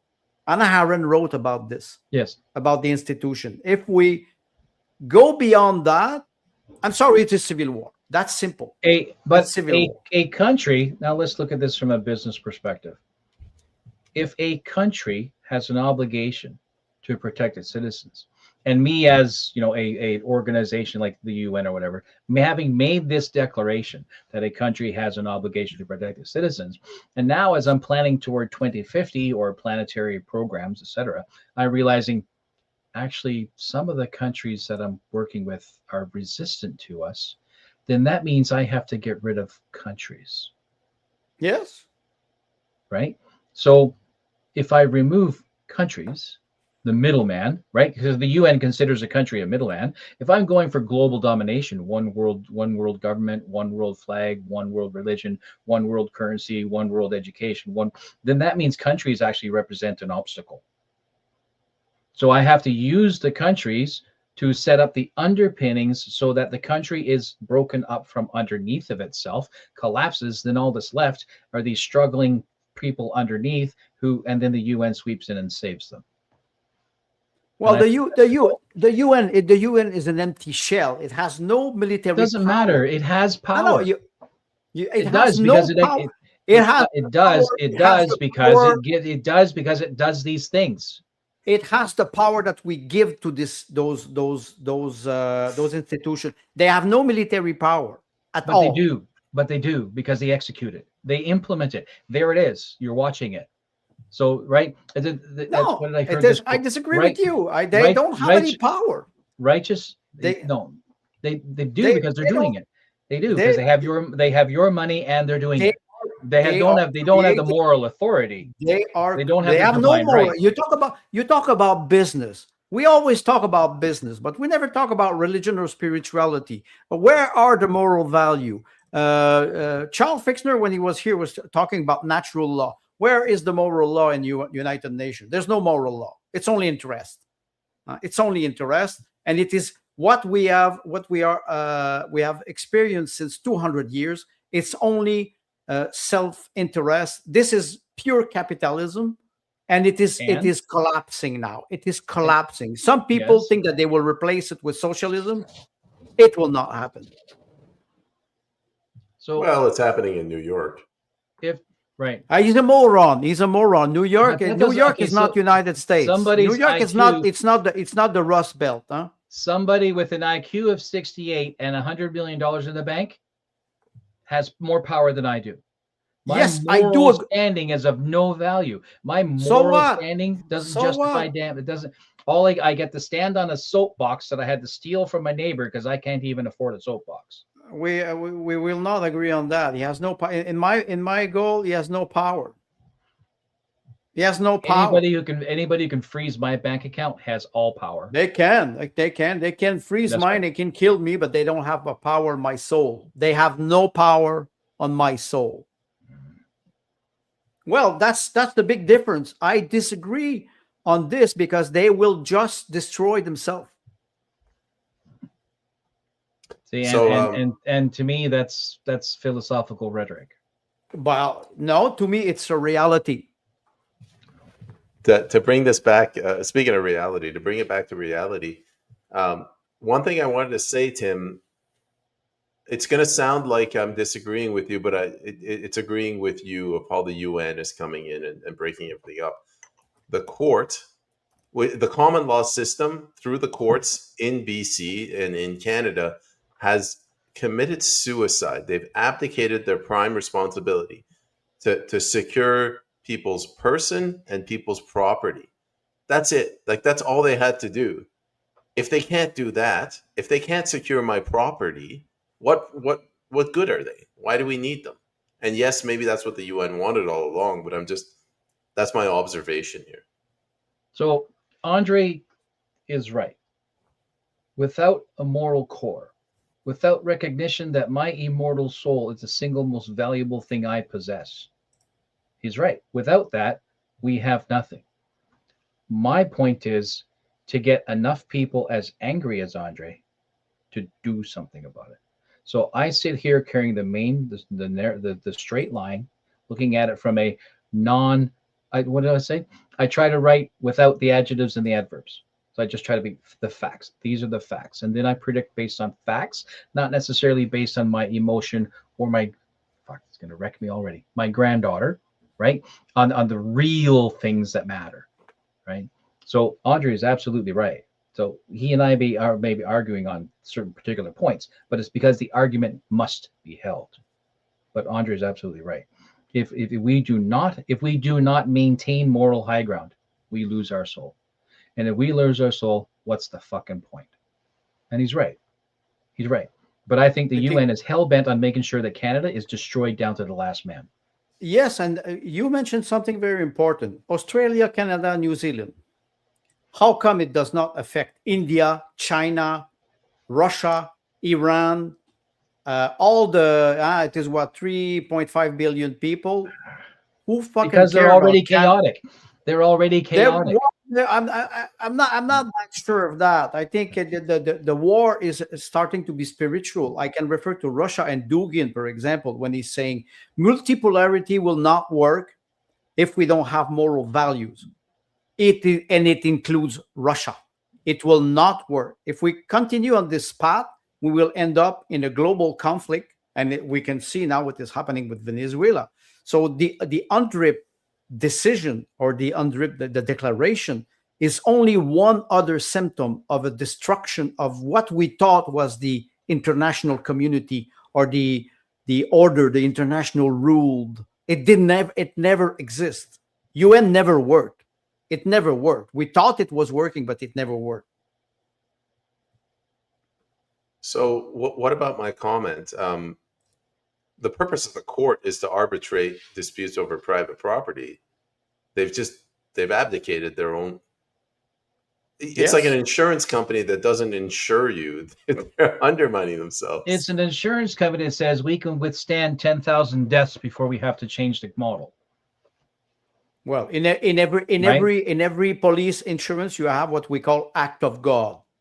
Act of God means I cannot predict this, so I will not compensate you. And this act of God, many companies now, they use it. They even use climate change. That's force majeure, right? Force majeure, yes, Yeah. Force majeure and an act of God. We cannot predict it, so we will not compensate or after an event. That's quite funny because more and more we will have this. And yes, Tim is right. You bring up an interesting point. If this is an Aboriginal title regarding Aboriginal claims on Aboriginal agreements preceding the province of British Columbia, and all of them do, that means that the primary agent is the Crown. So the court is right to offload everything back to the Crown. But the court should have said, why is this in my court? Go talk to your king. Fuck off. Right? Yes. Your arguments predate the province, predate the reach of, there it is. That's the solution. They should have said, no, go talk to the Crown. Well, honestly, I right? Because as my jurisdiction as a judge is the province. No, my argument is the province has a birth date. Within common law, the judge should say there is nothing exists before common law came in. Your question is moot. Your question is yes, but the problem with common law, it's because something existed before common law. You go to Jean-Jacques Rousseau and the beginning of civilization with Enlightenment, or before that, it was the state of nature, and people were barbarian killing each other. And then you have civilization, you have private property, but you have an history. Mankind has a history. You said something about force majeure, and I'm sorry, the king or the crown, he's not king. He's not ruling over nothing. He should be advocating. He should be the justice, but he's delegating this justice to a court system, thinking that they will do a good job. They do nothing. And in Canada, the Crown delegated by creating the Indian Act to silo the whole thing in one bag. Exactly. And leave it there. And now the rot has come through, and the people who have been taken disadvantage of, many of the Indigenous people, have now found a voice, these NGOs, that are educated and capable enough and have enough empathy and sympathy, because they put little Timmy on his wheelchair and push him out in front of the camera every now and then. In front of a camera, yeah, exactly. Right? And that's what they do. Right? So rightfully, I'm trying to find out. Yes. Rightfully, the justice in British Columbia can say these treaties, these claims pre-existed the province of British Columbia and pre-existed the nation of Canada. Therefore, I have no jurisdiction over what came before me, and could have offloaded it onto the king directly, the Crown, and did not. Well, so now the question is, if they did not, why did they engage? Well, that's a good question. Why did they engage? There's a motive behind. I have a question for you. Question is why? What about the Five Eyes? Because on the military or the geopolitical territory, what about the Five Eyes? How come this UNDRIP is touching only the British Crown and the colonies? The Five Eyes is supposed to be a military alliance. Intelligence. Is it intelligence? Is it? Are they preparing a major conflict with this? Well, I said this a little bit ago. So I think the UN needing the assets, intellectual, corporate, legal, etc. Civilization assets, technological assets that the Five Eyes have provided the bulk of the planet for several hundred years now, and that just is.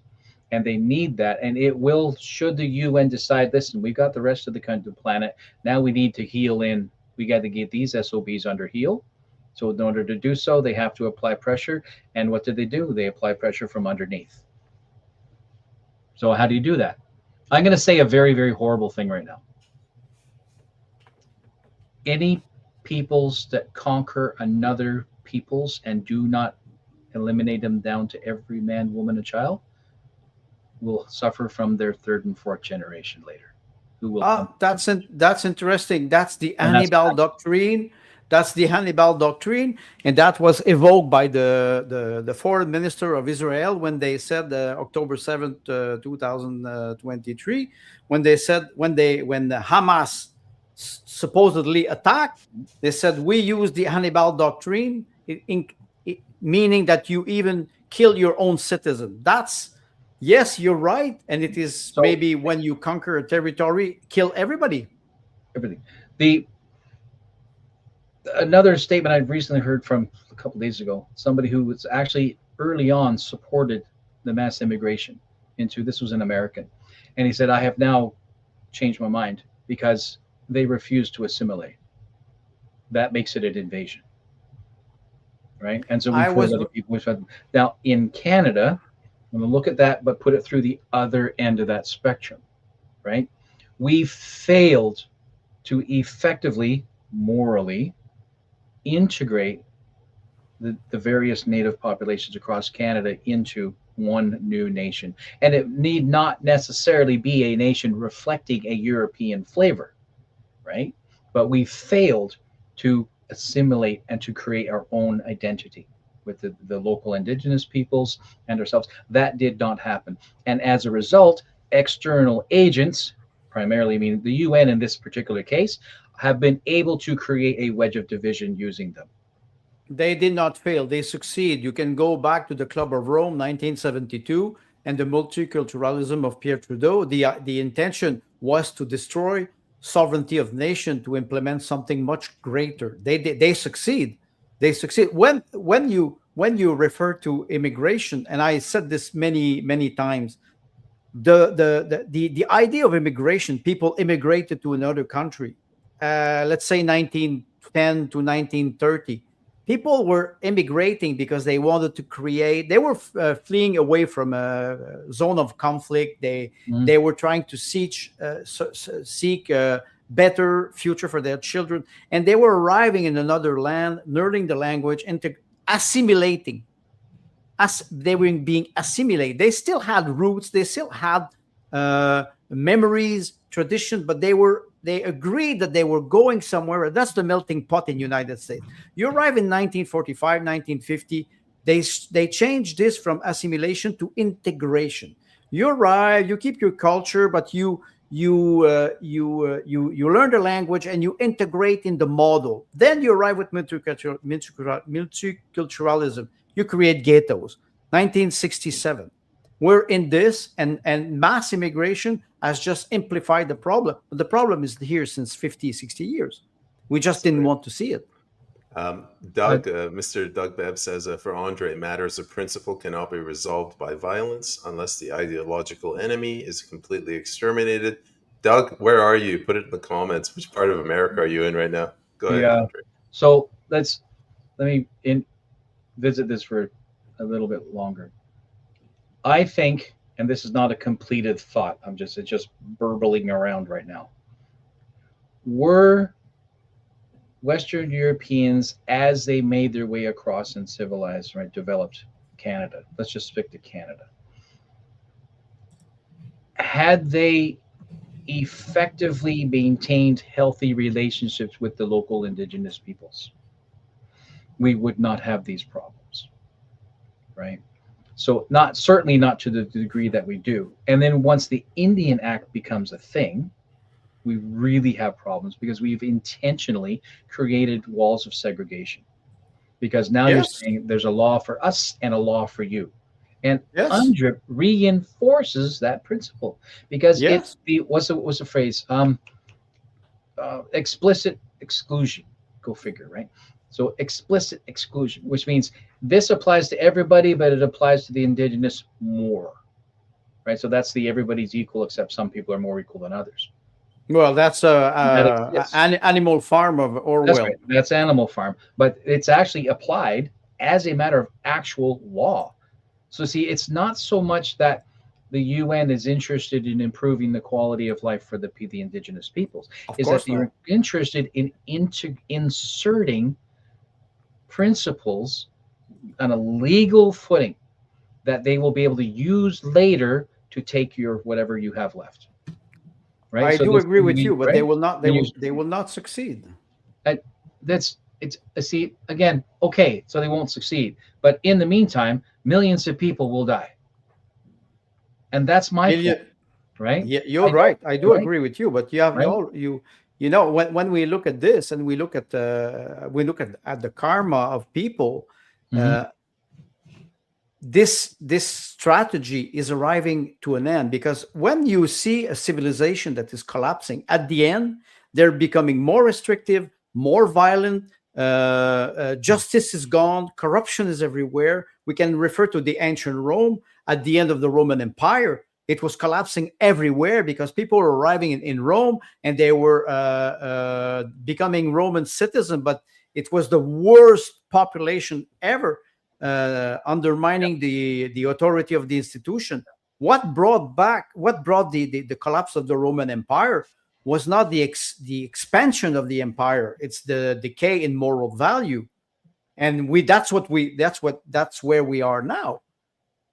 When we will bring back moral value, natural law, dignity, we can start rebuilding. But we are not facing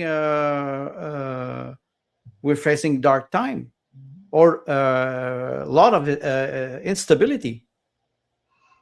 And I think that what we're watching happen on this particular front is going to reach homeowners physically, not Yes. not morally or spiritually or relationally, not story time or right Sunday go to meeting, but real. That every time they come home, they wonder, is this the day there's a piece of paper on my Tim, door saying, here's $100,000, get off my land, right? Tim, Every day. I I have a feeling, this is my fear, that it won't reach them physically. The government, the crown will step in and they'll do something, a sleight of hand, basically taking taxpayer money to pay off the aboriginals. So Mm-hmm. the people won't realize it and they'll go on believing that their misery is some other reason other than this. And the Well, government, they're so smart. They perfected the art of doing this over the do years. you remember it was when just before Trudeau left, he said that they were willing to uh, work with the CMHC to develop some type of loan relief system where the government would buy part of your debt. And the I know, right? And the opposite. And so what's on the other end of that, right? You offering to pay me half of my mortgage? That's amazing. Like, so what's the Well, catch? Well, So what's all the of it, catch? pay all of So it. Yeah. right? So what's the catch? Oh, well, it's just the same as the Business Development Corporation, right? What does the BDC do? I have a business idea, but it's struggling because I need some money and maybe I need a mentor and some access. And BDC says, hey, we're happy to help you. We'll determine if it's a viable idea. And if it's a viable idea, we'll give you the means to do so, but we're going to take 5% of all your profit forever. And you that's what have the government, right? So what happens when the government now, on your behalf, Mr. Homeowner, it could have gone badly for you, but we, the government, as beneficent as we are, have actually paid the Aboriginals off on your behalf. So now we have to jack up your taxes, or now we're laying claim to 25% of your home, et cetera. okay. That's what Right? that already exists. It's called reverse mortgage. Yeah. And it's called reverse mortgage. The boomers can have $1 million. I can go tomorrow. My mortgage is paid now. I'm practically free of debt in my house. I can go tomorrow and ask for $1 million loan. And then after that, in 20 years or 15 years, when I will die, the bank will repossess the house. Yes. So I deprive my children from an inheritance. What happens with the Rothschilds or the Lubavitch or those great family, the Orsini in Italy, who are centuries old and they have assets that it is not possible, then they're never deprived because they are the real owner. They are lending you the money through the cartel of banks, and they are making sure that their inheritance is never touched. The average man or the middle man or the middle class is always deprived of everything. When he dies, he can never leave nothing. The reverse mortgage is like this. And I was saying this in 2019. I said to one of my friends, "Oh, I'm okay. I don't have a mortgage." I said, "You don't understand. They will arrive one day. They will rise your municipal tax 100%. They're already doing it in Quebec. It's quite interesting. And they will say, well, you cannot pay the tax. It's okay. We repossess the house. You can stay in the house. You can stay and pay a rent." 60% of the population of Germany doesn't own a house. 60%. They want to reach 85% by 2030. That's pure communism. It's obvious. It's everywhere. UNDRIP is not. The problem with those people, they all recycle old ideas. Eugenic, Huxley was writing about this. They all recycle all old ideas, thinking that it will work. It's fascinating. So what keeps coming into my brain is the West lost the aristocratic layer, right? We lost the aristocratic layer. The hereditary aristocratic layer has effectively been lost. The dukes and etc. They're pretty much gone. What rose in place of them was the children of the Hasmoneans, right? The merchant class moving up and buying their way into, and now we have this layer, this merchant layer that is effectively the techno aristocratic class, right? Or mercantile aristocratic class. They step in after, was it 2008? Fannie Mae and Freddie Mac, right? 2008. The housing collapse. So Lehman Brothers. Right. And they were murdered into oblivion, right? Because they completely, right? And meanwhile, the American government bails out the AIG, which are in for like a gazillion trillion dollars. But this layer, after all these homes are foreclosed and all these homes are lost back to the banks, the bank says, we don't want them because they have to be managed. Do I look like a landlord to you? And then so BlackRock, and there's another one, I keep forgetting its name. So they step in and say, hey, Vanguard. Vanguard, we can get into, we're already doing mutual funds. Why don't we actually own the homes instead of just do trade with them? And so eventually you're getting, well, is it Main Street? Is a major home landlord, like the landlord out here in the valley and in Alberta. They own apartment buildings and blocks and apartment buildings and blocks and right. And so this is in a sense, while being mercantile, the mercantile layer, they are actually, realistically, they are become lords. We call them landlords. Yes, lords. Exactly. So we are slipping back into a feudal state painlessly, because there's no actual bloodletting.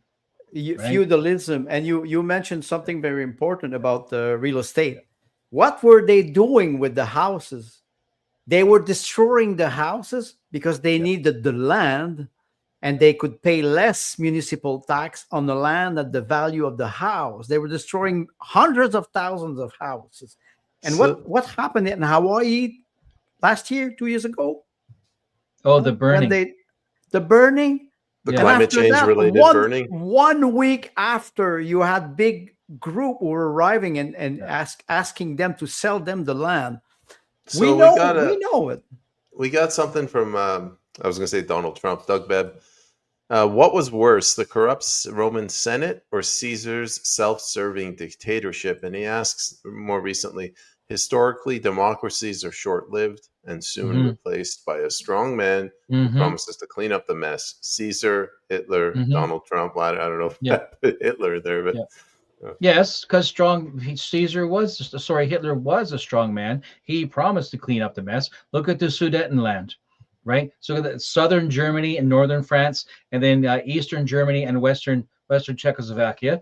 And they also laid a hereditary claim to Poland and the Dutch. So as far as cultural identity was concerned, he was their strong man. So yes, I would include him in the list, right? The murder, the atrocities that he's responsible for committing, immaterial, because Caesar did worse. Caesar did worse. And Donald Trump is entirely capable of doing worse. Caesar, if we talk about Rome, the ancient Rome, 45 before Christ, and it was already an empire, and because Rome was a republic, and then it started to decay in an empire. After that, you arrive at 2nd century, where the first Christian were persecuted. There was a structure of power that was fighting, and the role of the emperor was to be the judge of between judge of conflict. You have Adrian who was an emperor, and Adrian in his time when he was an emperor, only one man was executed. I think it is 18 years of ruling as an emperor. Doug is asking, is it the Senate, the institution, or the emperor? The emperor is supposed to guarantee the authority of the empire, and the Senate is supposed to rule, or he has delegate, and you can see a slow decay in the moral value of people. I think the citizens were also responsible. In Canada, we are responsible for what is happening because we were comfortable. We thought that we were living under a system that we call democracy, and we were not living under this system. But today we see that it is arriving, and we don't know how to react. We have to be, like Tim mentioned, I think we have to react rationally. That's what I try to do. Of course, I'm passionate tonight because I see that I want to change the political discourse. When I say we are at war, it means that we have to change our way of thinking. Yeah. We cannot accept anymore that we think that we live in democracy. Sorry for people, and thank you. There was somebody who posted a comment and said we should look at this stream more often. Canadian, if they would look at the stream, I advise Canadian, and I would advise to our viewer, bring back your friends and your families to watch our show, and tell them, fuck off CBC or the mainstream media. For once and for all, if you want to have good debate and discussion, go out of those organ of propaganda, because there are no media anymore. There are no media anymore. No public media has the right to call himself a media. They're not there anymore. And I think we will arrive at a point where alternative media can take on the relay, but we need moral ground too. We're not exempt from moral value. If we are dishonest, people will not follow us. Why can't you have like a non-controversial statement ever? Yeah, you didn't have to put it up on screen. Jeez. I can't. He's the former PPC candidate. Rules dictate I have to. Can I show him some respect, eh? Can I react to this? Because I will tell you something. Alexander, no, women are not on the menu. Get another beer. Well, women, maybe. Okay, let's call them feminists, if you prefer. No, I don't want to talk about that at all. Women, they were considered minority or oppressed group. See what you started, Peyman? And they were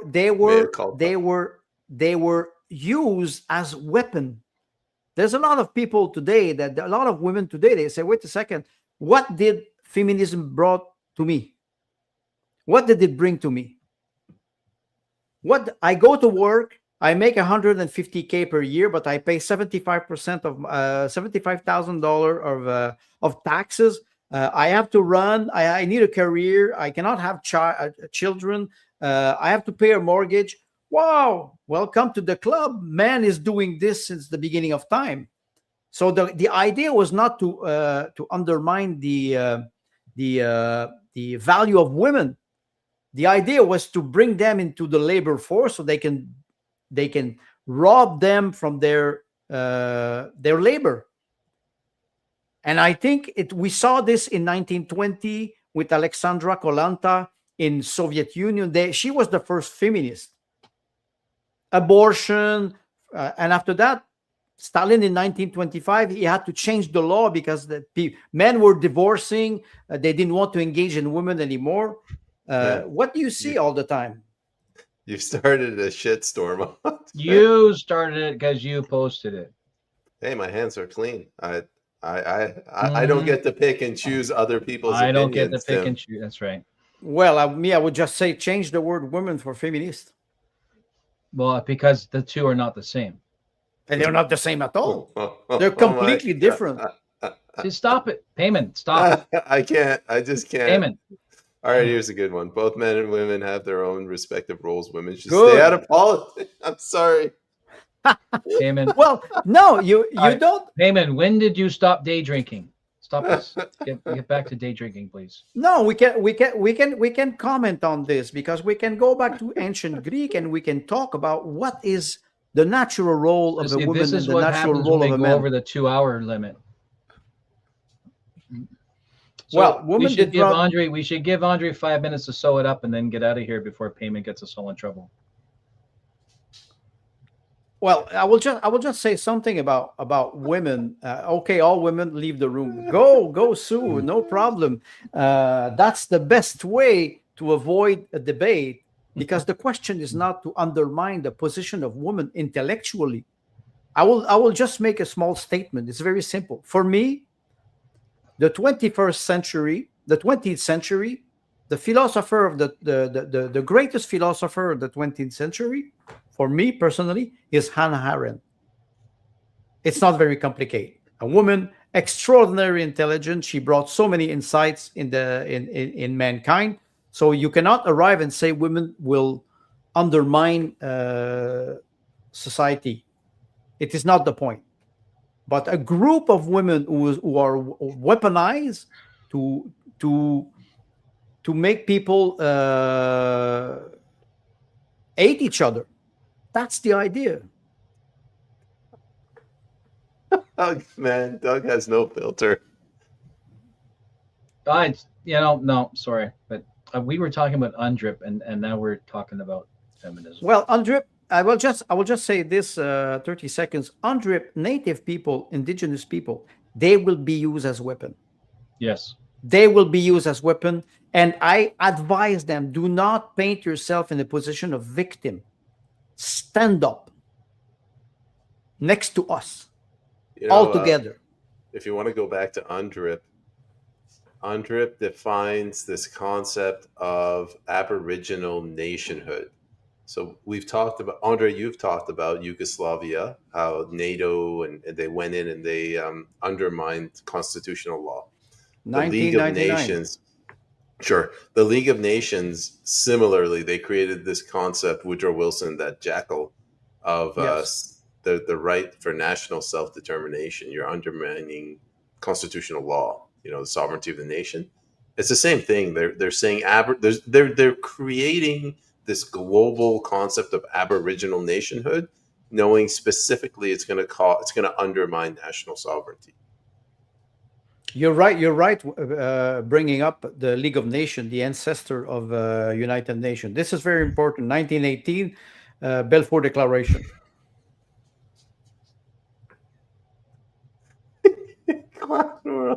Sorry, Balfour. What'd you say? Well, Burst my brain. Well, clown world. My wife would agree with you. I haven't prepared for this discussion. I prepared for UNDRIP. I'm not ready for this. All my comments about women and feminism are like completely unfiltered and unprepared. I'm not ready. But Tim, first of all, you did a very great job preparing this show, and the idea that we are deprived of our individuality, and some people are used as weapon.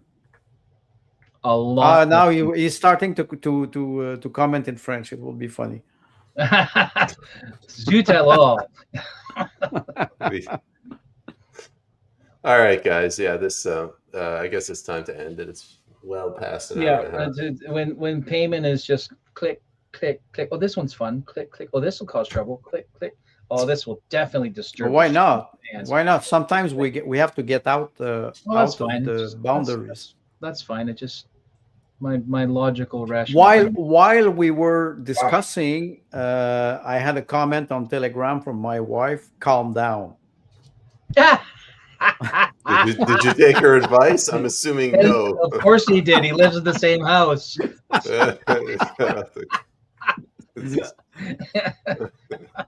And I'm sober. I'm sober. Wow. And not day drinking. That's right. Exactly. Yeah. Well, I'm feeling. No, thanks. I think Tim, the subject of Andrip is very important toward what we call sovereignty, freedom of speech, freedom of rights of people. Charles Fichtner brought many aspects when we had the discussion with him. It was extremely important that you prepared this show. So I'm very happy that you brought all this knowledge to us. I would like us to bring back Charles one day and specifically talk about this ruling. He's not answering my emails.